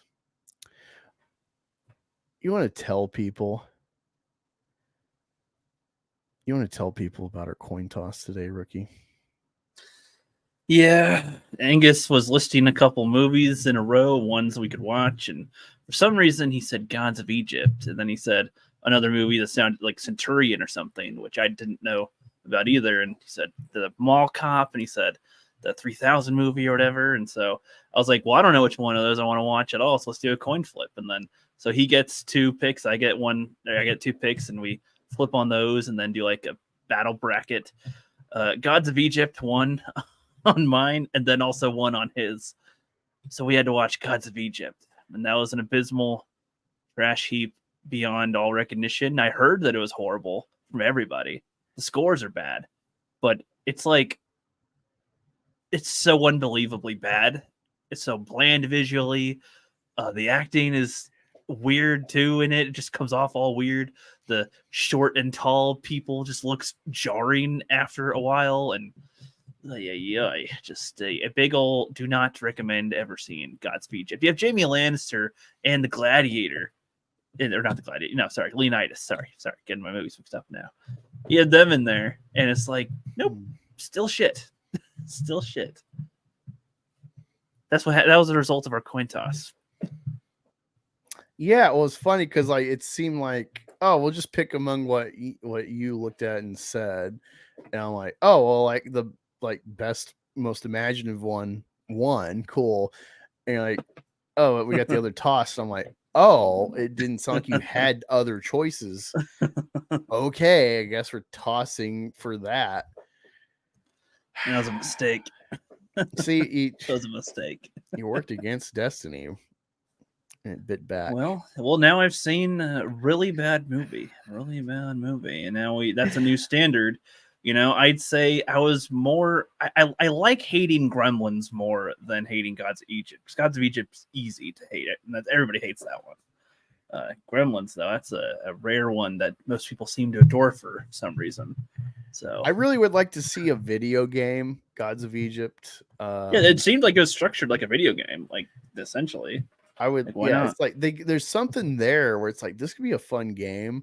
I don't know what the angle is. I don't think there's enough for like, yeah, and yeah, I hate the whole race swap or people getting triggered. Someone's not black enough, or they're too black, or they're an English black and not an American black playing an American person that was black. There's a lot of weird colorism in black people that they will fight each other about the degree of blackness a black person is in a casting. But yeah, this is one of the few movies where I watched it not even knowing this was a controversy, and I'm like, what is with every fucking Egyptian person? There's like one Arabic person in this whole movie, and she might be like Filipino, so there's possibly no one fucking Arabic, and we got like an American black Chadwick Boseman playing like a kind of dumb like smart person, and also kind of talking F slurry as well, which is like, oh, this is like the two modes of black. You either get like hard gangsta criminal sports person, or you get F slur smart black that's a sissy. Why Mm-hmm. Why is Black Panther playing this? I don't know. When you said you're like, oh, we got all these Chadwick Bosemans in here, I was like, oh, haha, funny, like just some random black guy or something. No, it is Chadwick Boseman. Oh no, poor guy. Oh no, he's in this too. Just imagine this is one of your last projects you did before you got butt cancer and died. Yeah. Yeah, well, it's funny because I was already exposed to this movie. I watched like 40 minutes of it before I fell asleep. I'm like, oh man, I gotta rewatch fucking Gods of Egypt. Oh, fuck, man. I didn't watch the whole thing the first time. Oh god. I love how early you fell asleep on your first watch, I guess. My first watch, I fell asleep wasn't even through the first 30 act. minutes. I don't even know if it was fully minutes. through the first act or not. It's like by around the first fight, you said you like fell asleep. Yeah, it's around the thief taking the eye. It's before like he makes the deal, and I'm just like, oh my god, this is horrible. Do not recommend at all, man. Do not. And yeah, despite like they do like some Star Wars Power Ranger Transformer shit with the suits of these gods, other than that, there's like no imagination, or it's just like, okay, yeah, that was very imaginative because like who the fuck would ever think to do that with Egypt? We get annoyed because we like the ancient stuff. And you got the gods there you can play with, and they're not even the Greek gods this time. You could gods of Egypt, and it's like, oh, they just make them kind of taller, and it's like, just barely does any effect. It's just muted, really. by anything. None of what they do seems actually extravagant or unique the way that they film it. None of their dialogue has them like as different as a godly being that you would think that they might be in the thing. Now, others do it better with like just people that look normal and they can oh, that's a god you got. Okay, yeah, I get that. Cool. And like the Hercules 90s show and Xena, they had more believable gods in that than this. They're always over exaggerated sometimes, and it's like, oh yeah, that's the god. There you go. Or there's Ares being a little sly dog, a little flashy. Yeah, I'm a god. Everybody likes me. That kind of thing. Some just distinctive personalities. Well, these guys are just like, oh, you're no different than like a person, really. I guess the only difference is when they go, "You are a stupid mortal." That's like their only godly line, I guess, to differentiate. There's weak sauce. You people made me this way. How are you? How are you insulting me? I just, yeah. I'm such shit. I helped you find your fucking eyes. How many years later? Like, you're welcome. It's a weird fuck. I don't know who the fuck. Like, and yeah, I'm reading some of the like mythology. It's like, why did you change it? Like the Google search of some of these gods, like, all right, this is the mother of blah blah blah, and then you watch the movie, and it's like, oh, that goddess who in mythology is the mother, they made her the girlfriend of her child in the mythology. And it's like, why? Like, they can just never just do it at like a more. Just a good adaptation. I'm not catastrophizing about like one of the most famous like plays, or whatever. Oedipus Rex is like an incest story, so I'm not catastrophizing about like, oh, that's a yucky or immoral talk, whatever. It's art. It's just why, like, you don't volunteer to like change something like that, and then also never play with it, or it's not like lore you would talk. I don't know. It's strange. Goalpost thinks that we're only here to detract. Only here to detract. No, this is all American beef, or there's a bunch of different topics. Before, believe it or not, Goalpost, before Eric July and Rippaverse and stuff, this is just a talk about anything show anyway. Yeah. So it's not specific to just being about whatever topics you want it to be with, I guess. I do get that sometimes. Jason Gamer's topic is over, but yeah, I do understand though. We do go on tangents, so it is. I do understand the wanting us to focus on something and only jump, like stay on that until it's done and then go to the next thing. Yeah, no, I get that. But then like I watch Friday Night Tights and I don't watch that. Friday Trash Cast, whatever. And sometimes it's like, oh, Malin, or here's Shane Davis. But so I'm like, I feel like hostage. Like, I was here for detracting, but then they'll like bring up someone's like, oh, I never thought about that, or thought that they would be interested in the thing. So it's just like a breath of fresh air, where they're just like riffing, it's organic how it came up, or it's like chat or incentivized. But yeah, also, I guess, given like I understand my nature, and Ricky plays well with that, with the tangents. If you want to like keep the boat steered straight, might stay a little straighter with a little cheddar, It's always a good distraction from the topic. Oh, so no. Oh, God forbid. God forbid we go off the rails in the future, Rookie. Mm-hmm. Still plenty of time for detraction. Yeah. I pray for good faith. Oh yeah, this whole Polygon 3D asset shit. Here's the thing. I don't even think fucking Cliff Richards, is that his name, Cliff Richards? Did I saw him? I don't remember. I think so. Clip Richards. I don't think he even traced this stuff. I think he literally printed it out. I think he printed it out. Maybe he like did like the weird shading trick to get like the stencil basically off of the page. I don't know exactly what.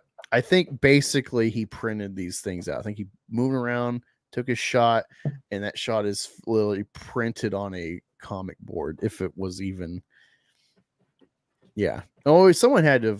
Well, no, you don't have to. I guess you don't have to print it out because it's a lot of digital. I feel like a lot of the inking was digital, if not all of it. I don't know. Has Eric ever like sold a single fucking piece of art? Like that's kind of another classic thing. Campaigns is like, even if you're artists, like, hey, you paid me to draw this, you didn't pay to own the pieces. So they might only have actually bought like 3 or 4 pages from the artist, and that artist selling whatever pages he wants as well. But yeah, I feel like I don't know if I've ever seen anyone be like, I have the car crash scene. Who dare pay $10,000 to get this piece off of me? Because I got the infamous car scene piece, the most iconic piece of comic art in the world. The ice I'm falling on a car.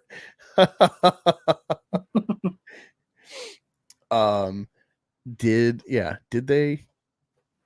I don't. Yeah, Goalpost. Did they ever sell ISOM art or Alpha Core art? Has there ever been like a page sold?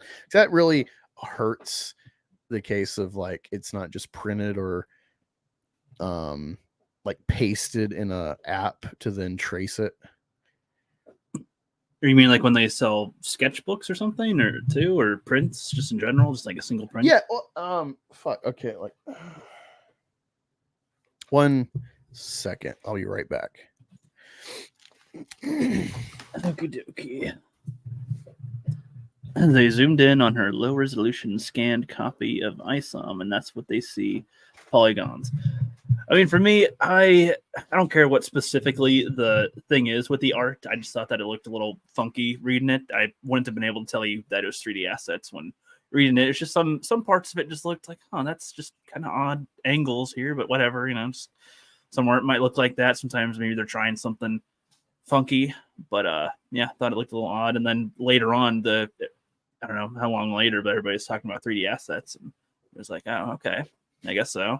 But then I hear like, yeah, some people will, as Angus said, take it and put it on there, or they use it as a reference point to get an idea on how the angles work, which I can understand. Angles. I, when drawing, have a difficult time with drawing hands. Big time. Cannot draw hands. Those are like those weird things. Same with feet. Hands and feet are weird to draw. Which I'm not a full-on artist either, but I have dabbled a little bit in the past. I don't want to ever pursue being an artist. That would at most be something kind of fun. If I'm trying to get a point across, I want to draw something out and see what I can make with it. If your premise holds true, hands down, your hand-drawn pencil ink on paper and canvas is non-digital. Why didn't Cliff Richards get an art book? I've only seen him show pencils of Joe and Deborah, nothing from Cliff. Goalpost. So you admit the artist left the polygon lines in, good, but the new goalpost is something about being able to perceive the lines now. Exactly. Most readers enjoyed the art, but 3D assets is a non-issue, exaggerated problem. Maybe, I mean, I'm saying I didn't enjoy the art, but I couldn't tell you what was wrong with the art. It's just like, I mean, there's some pieces that I thought were okay. I thought the Yaira looked okay for it. I saw him in some angles. I'm sure there's a few that I thought were all right, but the fight scenes definitely I don't think were that great. But that's just me. I'm sure Cliff is a good artist, but weird if no pencil work of his was shown. Shane is kind of boring. Bro, you shouldn't be engaging with goalposts in good faith. It's a complete waste of time. Star Wars is dead. Star Wars is dead. Most readers Star are not Wars artists, and just in case didn't know. Indeed. Yeah, what are you Xbox gamer. I'll forever remember you as the man who coined Eric's new boy band, Panic at the Warehouse. Yes. That was a good one. You shall be the court minstrel. All right. So what I was talking about, I'll show you. I got a few pieces here to show. So this is like the little logo you see in the corner.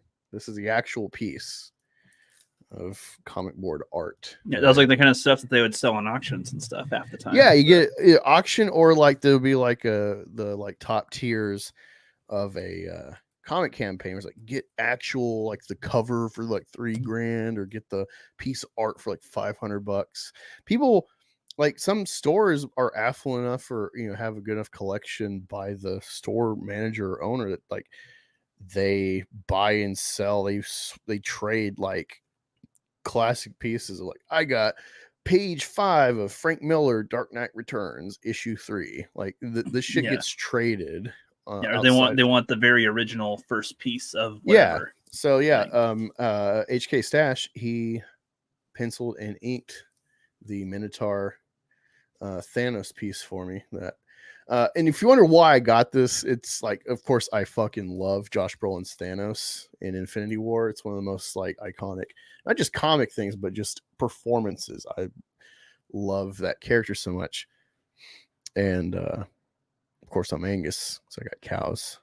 And it's actually so the thing is, if you look on like if you ever zoom in on like the streams, my Minotaur Thanos, his gauntlet only has 5 gems. There's a comic idea I wanted to do with this character, but this is what I want on the back of my comics.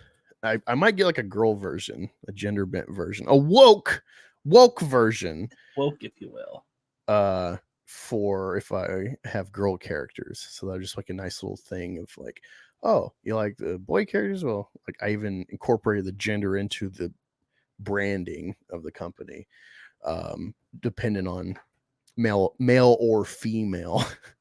It will be a binary company. Even if I made a trans title character, I'm only going to make, sorry, I want to like say slang terms that like they still put on porn titles, but then the people that make the porn get triggered that you call them that. So I'm just like, oh, that's a big no word. Fuck. Trans women. So if I had a trans woman comic, there would be no trans men. Unless it was like the trans man is the villain, and they always are because gross. It would, even with trans, it's like, all right, there's none of this non-binary bullshit. These trans woman, it's the woman would be in the marketing because it's female. It's it's the gender would, I guess, to simplify. But yeah, this is and this crossover piece I got done with Rich Ayala of Meth Gator, kind of caricature with crossing over with roach balls. This is a fun piece. I need to get it colored digitally. I mean, I guess you could get one really cool, but yeah, I need to get it colored so I can actually like get this on shirts or something. And Go post this top tier artists move differently. Yeah, and then this is the fan art that HK. So yeah, when you like support me on the Fund My Comics, get the posters. It's not just like I want to make a comic, or like you super chat me, it's like I want to make a comic, give me money. It's like I want to employ people. So HK Stash, I employed him for the I contracted him to do the Thanos Minotaur piece. He volunteered doing this, and I'm like, well, what, since it was physical, I'm like, well, what do you like, what would it be for both of them? And so I got that fee and got them both. But I actually want to pay him because I think that's like such an amazing piece, and it wasn't intended necessarily to be I bought it, it was not intended to be like, hey, this will be a cover, but I really think it's a great cover piece. And so, yeah, it's like I want to reward him in the future. So when people want to like try to guilt me with the Vic King shit because he did a poster for me, it's like, yeah, I actually want to help artists. HK Stash isn't known really, unfortunately, and he's great. And so I want to like reward him on the back end where it's like whatever percentage of that cover I can get done, he's getting a cut as long as it's profitable, of course. But like, that's what I want to do. I want to be campaigns where you're excited, not just because like, oh, I like the idea and I like the creator, but I'm also like people that the creator employed, I'm excited for. And he, gives everyone a little more honey out of the pot. He's not, it's a way to show everyone would be more happy. if everyone's kind of got some sort of input. Story wise, like I'm not employing people with the idea of like they're going to like change ideas or something. I'm kind of a set in stone story guy, but if someone gives me a good idea, I'm gonna be like, okay, fuck. And if now you're in more. Well, it's funny. Yeah, we've gotten some tangent ideas for you because of conversation or watching a movie, essentially. So, Oh man, there's some fun stuff to see in the future. Yeah, and that's the thing too. It's very obvious, I think. Especially, yeah, like I've gotten a little taste of anime as an adult and understanding, and like with how wacky anime is, and yet how consistent I've seen stories being told, whether it's happy or like drudgery, like Attack on Titan. I don't see any anime shit with Eric's stuff. That's like the only thing that seems to matter when he invokes anime is, oh, don't worry, we're going to milk the fuck out of this to sell you more copies of dog shit. Oh, One Piece has 1,000 volumes. We're going to try to do that. We're going to try to milk that. That's all I can piece together of any influence is, and also the excuse of vague storytelling. Like, oh man, they didn't tell you this till issue 100 of 1,000. It's like, yeah, but they told you all this other stuff up to that point. So this is the biggest fucking smoke screen. Everything is gaslighting. Pretty much, and there's a lot of influence you can take from a lot of anime, essentially. Which Yeah, I guess I don't see like it. if I were to interview him or ask him questions, like that'd be one of my things. Is that I know that you like take inspiration from some manga and some anime stuff. What of those, or which ones have inspired you to make anything? And he doesn't have to get so specific into what character he specifically. Maybe you could still just go, yeah, I liked watching this and that show, and that made me think of a couple of things. And when he brings out his books, maybe you can easily connect the dots to what ones he took influence from, or how with what he does with one of the main characters or something, without giving it. That's not giving anything away either at that point. It's just giving a more in-depth answer. Sorry, why I didn't see the full Star Wars theory video, but I don't know if we'll have time to do those on a beef one. So it'll be some separate time to look at that, because I would assume that Star Wars theory has a lot of good questions for Eric, but the question is, does he give good answers? I don't know. I was like halfway. I feel like I got halfway through that, and there wasn't really anything monumental of like, haha, I got you, or ooh, that was a no-no, given like our detracting, or there's really nothing. Seems like they kind of were like, aside from like Canal and Jeremy and Drunk 3PO connections, it just seemed like kind of know each other, kind of maybe fucked around on the internet behind the scenes or something before. So we're not like. Well, I mean, I guess I just like from like knowing that Star Wars Theory has made like a fan film himself, and he's like put a lot of effort into it. I would imagine that he'd have a lot of creative questions with things, like even if you were to see the trailer for Yaira and then ask, so why'd you cast the person for the trailer with that? What were some of the thought process and choices to do that? Why did you choose that scene and the Projexis thing and that fight? Or why did you pick something else? Like there's a lot of different types of questions you can ask that you can get answers for. That doesn't reveal any specific secrets that you're trying to hold for your universe and stuff. And you could do the Akira Toriyama thing, the creator of Dragon Ball. He would always say, "Oh, you mean die?" He would always say, he would always say things in interviews, and people would take his word as like canon. A lot of people would say what he says is canon. Like at some point, years after he created Super Saiyan, do you know the story of that, Angus? No, you don't. When he created Super Saiyan, spoilers. No, this is okay. When he created Super Saiyan in the thing, when drawing in manga, when you have black hair and Goku's hair was black, that's a lot of inking and time you have to do. Yeah. He did a time saving thing, was not coloring it in, and that's a transform. And he changed his hairstyle, and that's a transformation. And then years later. Was this an accident artistically, and then no? This was a purposeful thing, okay. And it also worked as a transformation essentially. But then and there's reasons in the show why he was able to become Super Saiyan, because of how his emotions and what he felt at the time, whatever, anger, and like years later, Toriyama's like, no, it's because of these things called S cells that like helped the thing, and like just this more complicated, people compare it to the metachlorian thing that Lucas says, but it's just like, this was never in your mind when you wrote that. Like, what are you talking about? But you could say that and get people thinking about it, and that could just be total bullshit if you wanted to. If you're asked a question, you could just say something that's bullshit, and it's not. As long as it's not in the actual comic thing. Like, I don't know. Does every answer that you're asked, do you have to be 100% honest about what's in the book? I'd say if you're marketing for it, yes, you have to be a little more accurate, or not outright lie. Marketing, like the root of marketing is like talking about psychology and like how to best market. It's all about appealing to senses. It's all about getting, trying to. It's like mating. Mating is all about like exaggerating the best features and minimizing, aka lying about the worst features. You're trying to give the most like sanitized picture of yourself as a pitch.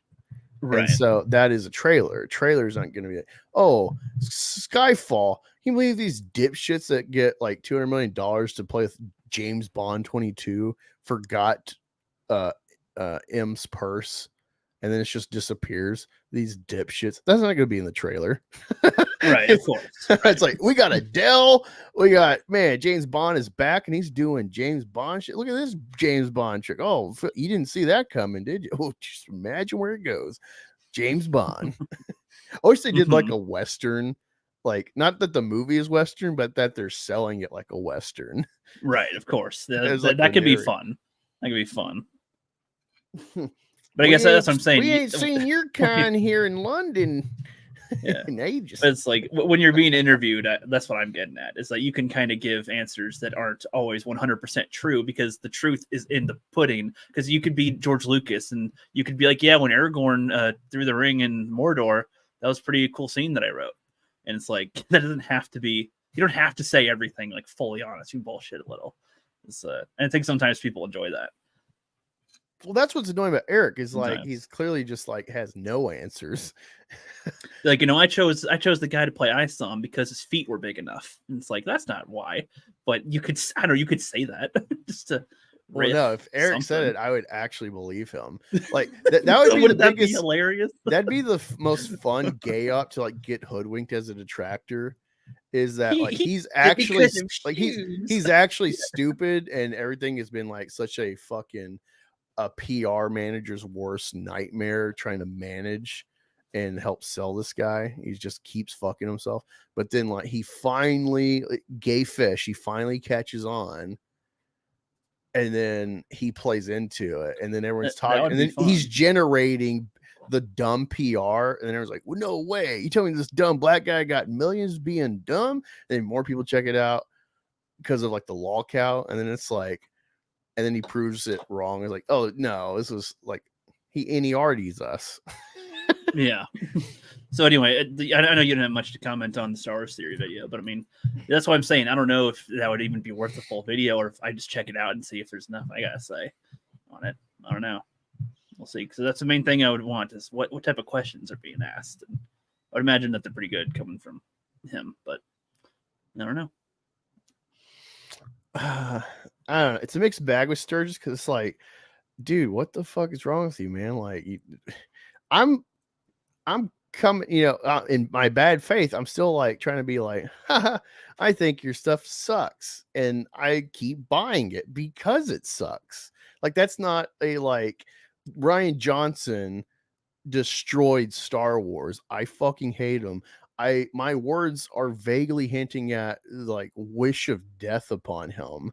None of that. It's like sometimes I'm like baffled at how dumb all this shit seems. But at the end of the day, I'm like, well, like, I purposely bought these books hearing how bad they are and then finding out they're way worse and telling you more details about how bad they are. And then people still find more bad shit. Someone just found on the trash cast, like, oh yeah, he just drew a chopper like hovering. Like it's not actually hovering with his propellers. They just drew it stationary.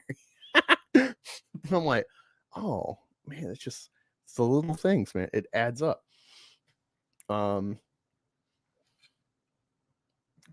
This is truly guess so. fun. It's truly fun. And then you see Sturgis, and he's like clearly so fucking mad that like, and then he's got to put like All these dumb fucking detractors that are uglier than me trying to comment on this stuff. I'm just going to monetize them and prove them wrong with my facts. That's just him in a nutshell whenever he's going to address something online. Yeah, even if he's getting a lot of watch time per view, it's like your views are like great for your channel size, but you like you purposely like lie or talk around like, yeah, most of your channel viewership is Eric July rooted or Rippaverse rooted. There's nothing wrong with that. Like, you found a niche, it's working for you. You try spritz in other stuff to kind of mimic like Yellow Flash or whoever, RK Outposts. Try to get a more wide net cast of some other stuff you're interested in that pops up, like fine. But you are an Eric July channel. You are an Eric July defense channel. That's fine. Like, and that just becomes frustrating. It's like, why are you like angry? It's like, I feel like, again, our side's the side of like humor. That's a pretty good like sign of like who's like the right side to pick. And also we laugh at ourselves, if our frog father or our de facto leader and flag bearer EVS is getting, so he chats like, you're fat and gay, and and he's just like, all right, whatever. Okay, yeah. Thanks for watching. I've literally made a short film series called The Fat Speedster, starring myself, who is fat. That's yeah, when he's like, I look better than any detractor, and it's like I'm more successful. He sounds like the kind of people. It's like, if you have to tell everybody everything all the time, I mean, it's not true. Like, I'm not, I'm this, I'm that, and, I'm not ugly, I'm good looking. Don't know. Pretty sure other people would say that instead of you to yourself all the time. Yeah, I feel like so much smarter and better than like, why don't you ever like debate? Why you like block only people on your chats? It's like when Trump does it, it's like, that's just funny because he's like, I'm the best at everything. It's a bravado. He's easily made a bravado out of it. Made a bravado out of it. He's showing like a true confidence that like these aren't lies in the typical way. These are embellishments that are so grandiose that like they either make you talk about them more. And see, that's the thing that like sometimes I think Sturgis is like, oh, he's so brilliant. He's like just kind of channeling this kind of Trumpism angle of self grandiosity, but I don't think he's smart enough to actually do that. And I think he's just like actually obtuse unintentionally, and like it doesn't register. I think he is like Kanye in the gay fish, the fish sticks, but it's not smartly crafted to generate more talk. It's like completely on accident. Some response is, yeah, I check to see what's happening with Sturgis every day. But after a while, his insults are all the same. You're fat and out of shape. Yep. If Sturgis came out and admitted he had a developmental problem or autism, I would leave him alone. If he has no excuse besides ignorance, then fuck him. Goalpost just says, keep forgetting Rick's hat says director and not detractor. That's pretty funny. Hey, if y'all know where to get hats made or like what program to look into, I'll look into making the Insane Jugs hat and merch, because I do like that. Like at first I saw it joking, I'm like, okay, yeah, and then it's like, oh, that is funny. People like, and then and so I went from business destroyer to Insane Jug enjoyer. Yeah, I'm not as dedicated to have gotten a hat that says that. That's funny. If I have it in the right angle, you can just assume it says detractor instead of director. Yeah, this angle. Yeah, fucking yeah. If y'all super chatting like, this is for Rookie to do a detractor hat, then like fucking y'all got goals or something. There's something you're like, oh, that'd be funny. Like, let us know. We'll put funds toward that too. It's funny too because right behind the detractor hat, if let's pretend it is one, there's a poster of Yaira behind it, which would be like the ultimate like, what is he doing? What is this? What is that? Oh, you should totally pretty buy funny. like every piece of Isom. But just have a wall of merch. of Rippa merch on there, and also be a detractor. Just be like, what is this game? Is he quadruple chess? What is he doing here? That could be a long game, like mockery of like FNT and like bullshitters and doing like a whole nerd crew thing, but it's like nerd crew making fun of FNT. It's like, I fucking hate that I got the Dune popcorn bucket that I can fuck. Like, I fucking like, hate. I hate them as I drink the Nerdrotic coffee mug. So, just like, oh no, God, I hate this quartering funny. coffee grounds that I bought. Like, mm-hmm. and I bought a year subscription to. mm-hmm. Pretty funny. It is funny how they've really become the whole meme of like, don't question, just consume product and then get ready for next product. It's literally the Rippaverse. And then you got people like Hell the Lore. It's like, it says it's like Christian shit, but then it'll like just say the most like vile stuff to people and have like the most like obvious lying. It's like you could legitimately like the clip Richard's clip art of Isom more than the strange intensive art of EVS. It could be more legitimately appealing to you. But I don't think anyone that's honest would ever look at clip Richard's art and EVS and be like, clearly Cliff Richard's art is superior. Like it's more craftsmanship, or it's like, I don't know about that, man. I think you're fucking lying. Like mm-hmm.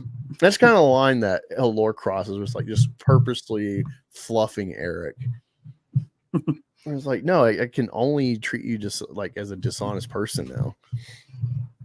Mm-hmm. And it's like when you try to say like, oh, we're just EVS shills, it's like, I don't like a Cyberfrog 2. I think it's like such a weird pivot in various ways. I'm disappointed. Yeah, the art in it is great, but it's also more busy too, a little bit. Like looking at it, there's a lot on each page, which is compared to Cyberfrog Blood Honey, I feel like it was utilized better. Things pop better in Cyberfrog 1 for the art alone. New sci-fi trade paper out on humanoids.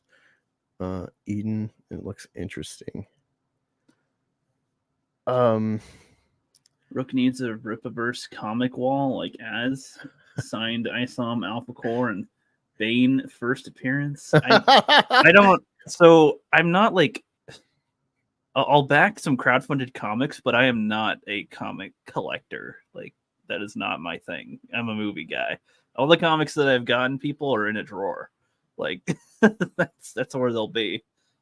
Yeah, no, like me, it's like I read way more than Rookie, but I'm like way behind. I'm still a novice, and I still have like 40 I got so much stuff that I've I've bought in drifting, and I've not cracked them open because it's just like I've gotten them economically, and I've got way overstuck. I got like a whole shelf of stuff I haven't read.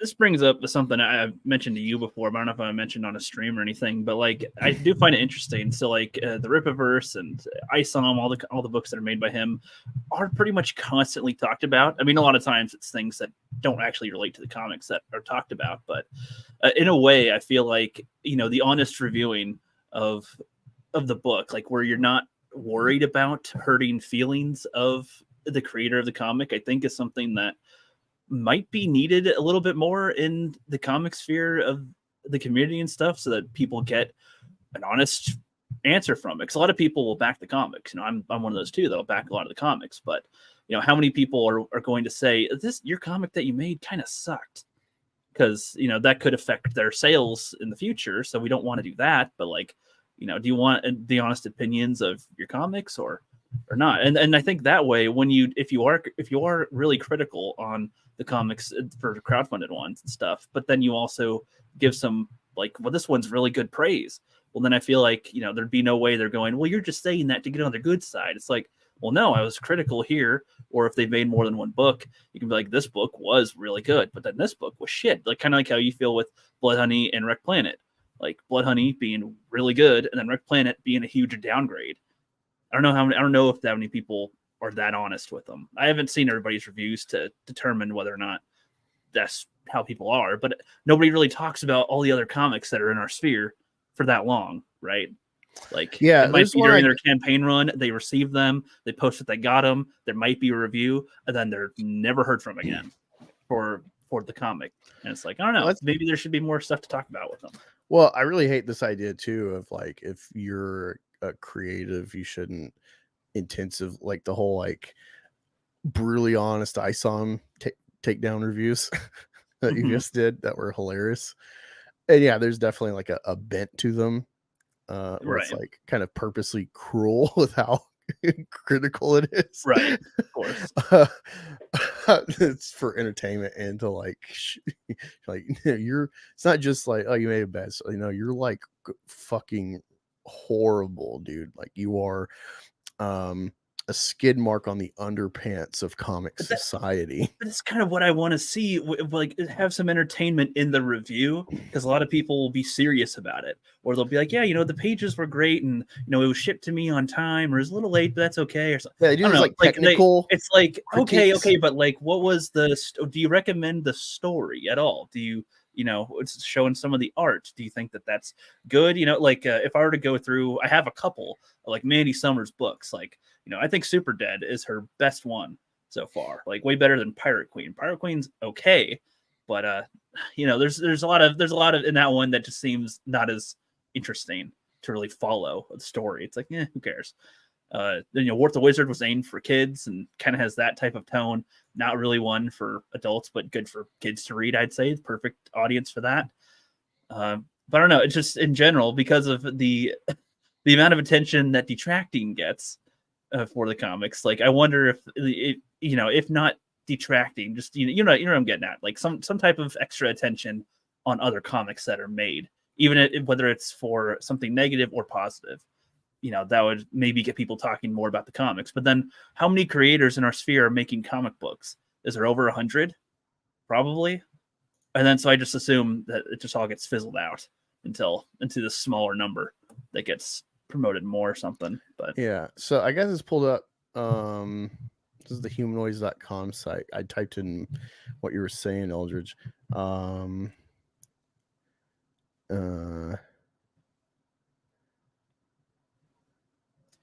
on the Subway diet. No, thank you, ma'am. I'm not trying to eat Subway often at all.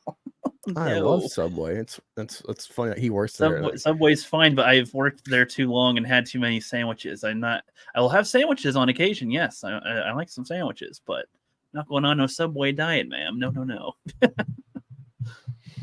But that is funny. Sorry, I'm trying to follow. Yeah, Eldridge says, I'm not a super comic fan, but I did enjoy graphic novels. I like interesting, well-written, respected stories. Visually, things have to be worth showing more than telling with words. So my standard of enjoyment comes at a premium with artwork when it comes to comics, graphic novels. Princess looks kind of like The Island. Oh, you like The Island with Ewan McGregor and Scarlett Johansson? That's a pretty cool movie. I think Michael Bay did that too. Underrated movie. I've not seen that one yet. Oh, do you know anything about it? Nope. I'll try to summarize like the pitch of it. Which they kind of give away in the trailer, so that's why I'm like, well, like, yeah, I think it's fine to like kind of spoil the twist. You like, it's Scarlett Johansson and Ewan, they're like friends, and it's clearly like a romantic interest, but they're in this like, it seems to be like kind of future community, and everyone hopes to like win the lottery to go to the island. This is like, it's a lottery, so it's all random, and no one ever knows when their number's going to get called. Some older people, but everyone's kind of like adult, and they separate everybody. You can't get like too physical or anything, so there's no like romance really taking off. Yeah, okay. But it's lingering, and the whole twist is that they're actually clones. And so, Oh, like, never mind. I have heard of this movie, actually.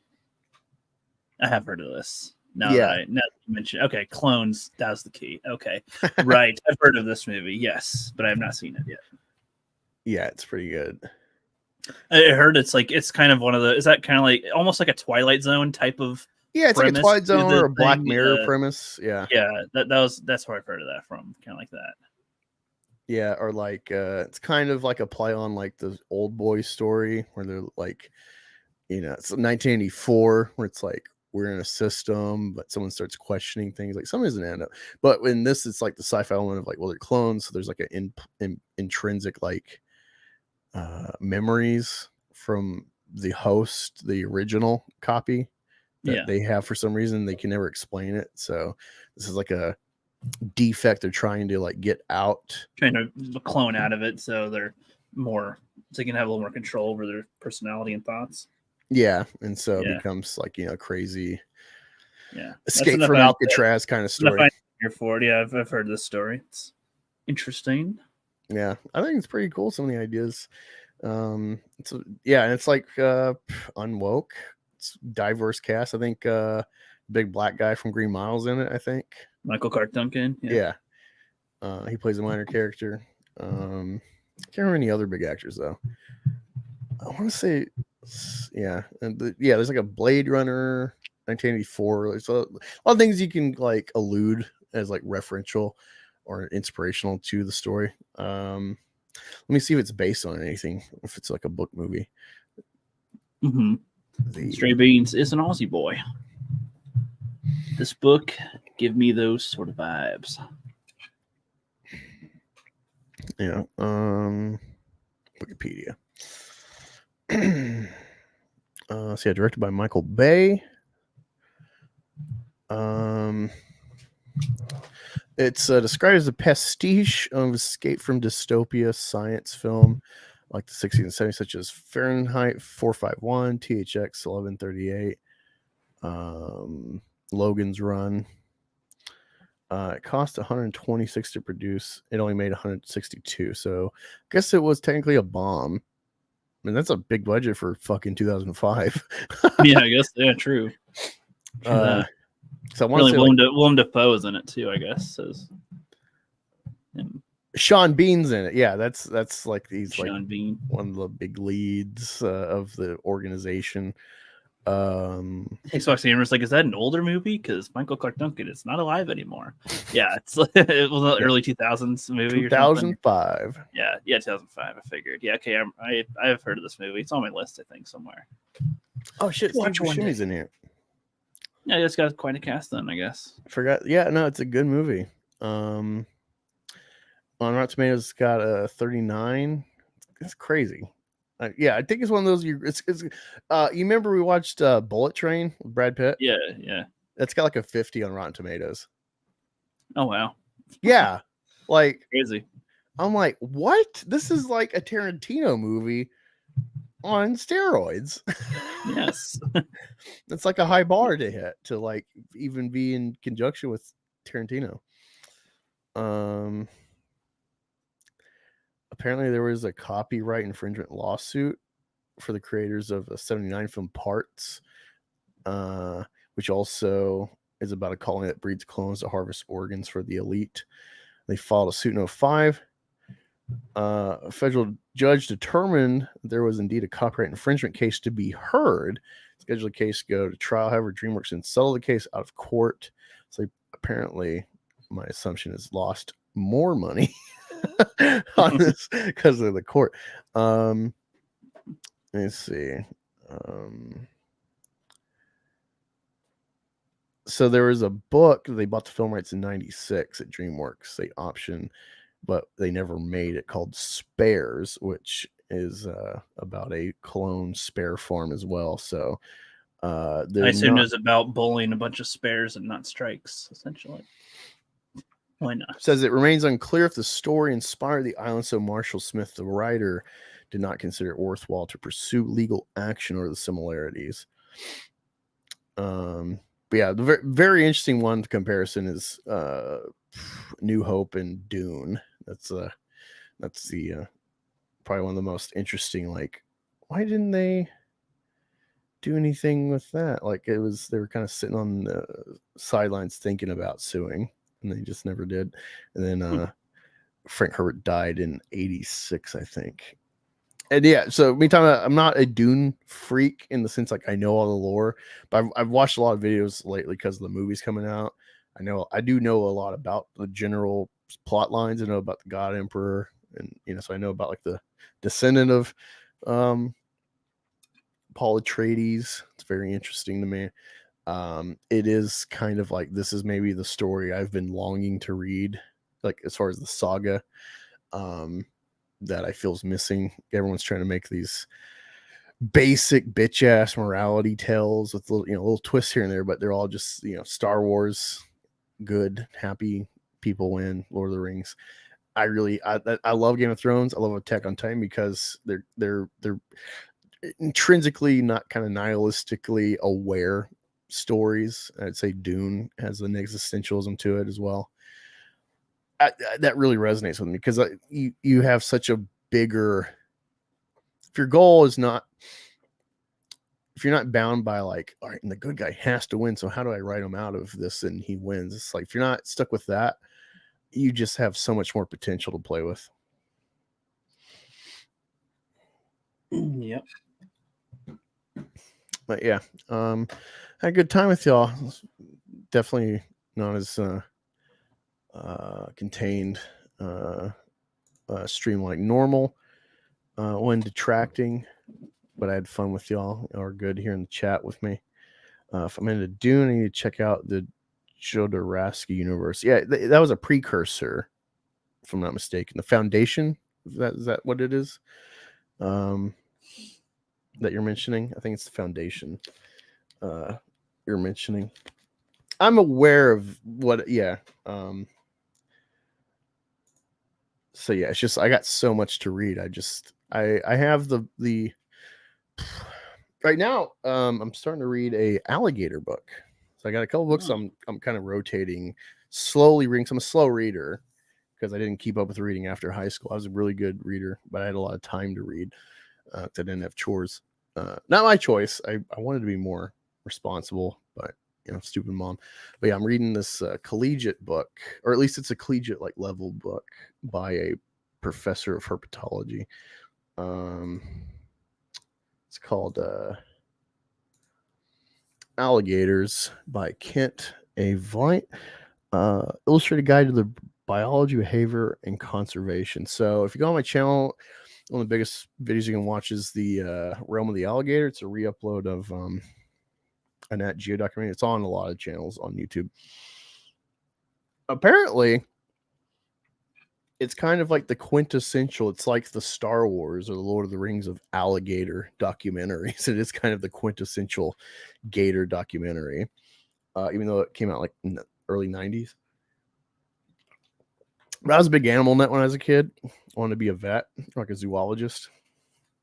And so I was watching animal show, Discovery and Animal Planet all the time. If I had the remote, it's either that or like when Hulk came out or Spider-Man. It was like those are my two fields. It's like kind of comic book stuff, not knowing what comic books were, and or even Star Wars, and animals.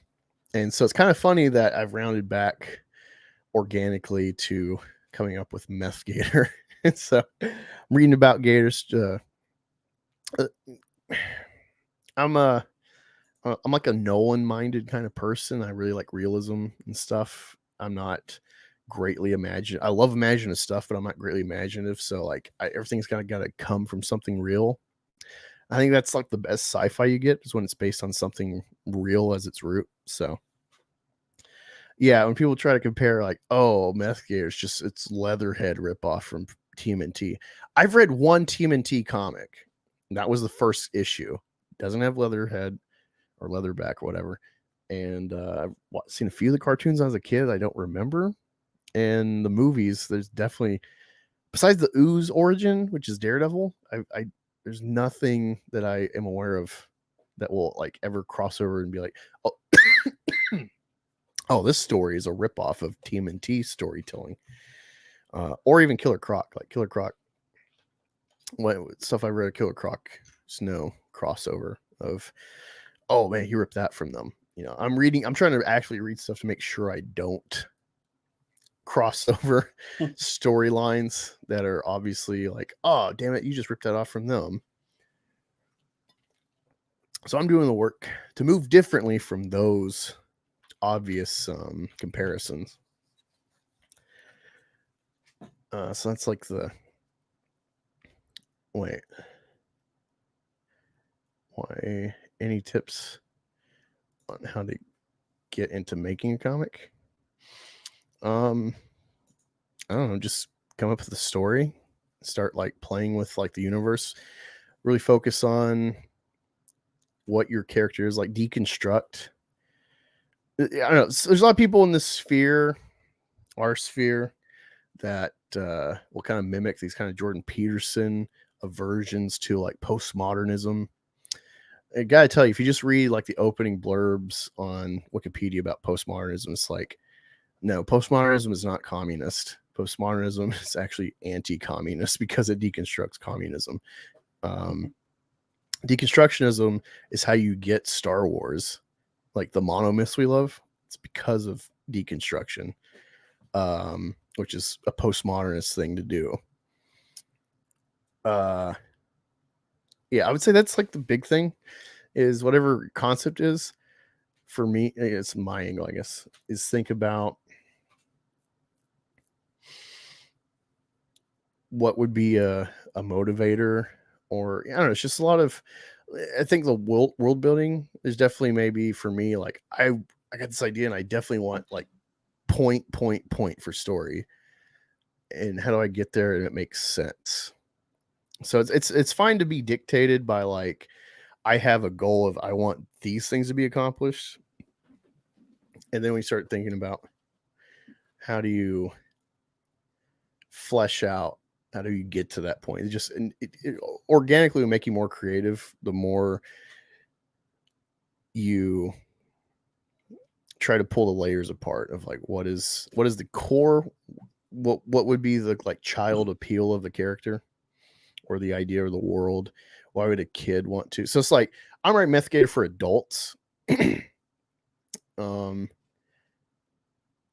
It's not just like, oh yeah, she's a hooker. Like, you know, kids grew up with Gunsmoke, and like the main love interest for fans to like ship was Miss Kitty, the like madam of the brothel in town at the saloon. She's a whore. So, you know, somebody get like morally outraged about like a hooker character, or think you can't have that for a kid's story, or a more something that a child could be appealed to. Clearly that's not the focus of Gunsmoke, but that's like the reality. She's a whore. But yeah, I'm writing for like adults to enjoy this, and I don't know, there's something with that like I know I'm not getting across.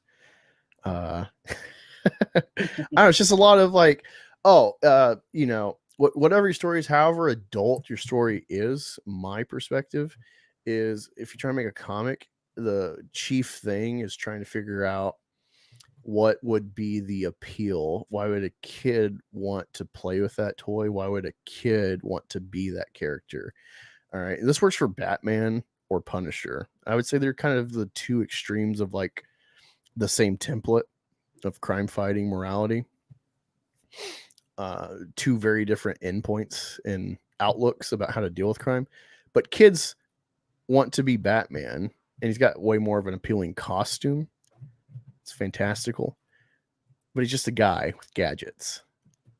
And then Punisher is a guy with guns and maybe gadgets, but he's just a guy with a symbol on his chest. And even though he's like arguably a murderer to fight crime, at the end of the day, it's a guy shooting guns and big muscles. That's instantly an ideal of kids. Like, I want to be cool like Punisher. Bang, bang, bang. Bad guy. It's the cop appeal. Kids want to be cops and firefighters. So I would say definitely always have like the child in mind, as far as, am what I'm making, could there be a child spin to this, that we soften the story and without changing the character, what could it work to like arguably downgrade it as a child story? I think that's probably the biggest thing that's always in my head about the core of Meth Gator. I think a kid would see Meth Gator like, that's cool. I want that toy. I want Meth Gator to fight the bad guys with the guns. Speaking of zoology, I went to Steve Irwin's zoo. Oh, that's fucking cool, Stray Beans. It's even cooler knowing that you're Australian. Getting punchy tonight. I'm not even at home where I could be drinking some wine. Why are you getting mad? Going back and forth with goalposts. I write Meth Gator for adults. Eldridge quotes. Yeah. Angus can learn about meth from her drug after he finishes learning about alligators from his book. Oh, God.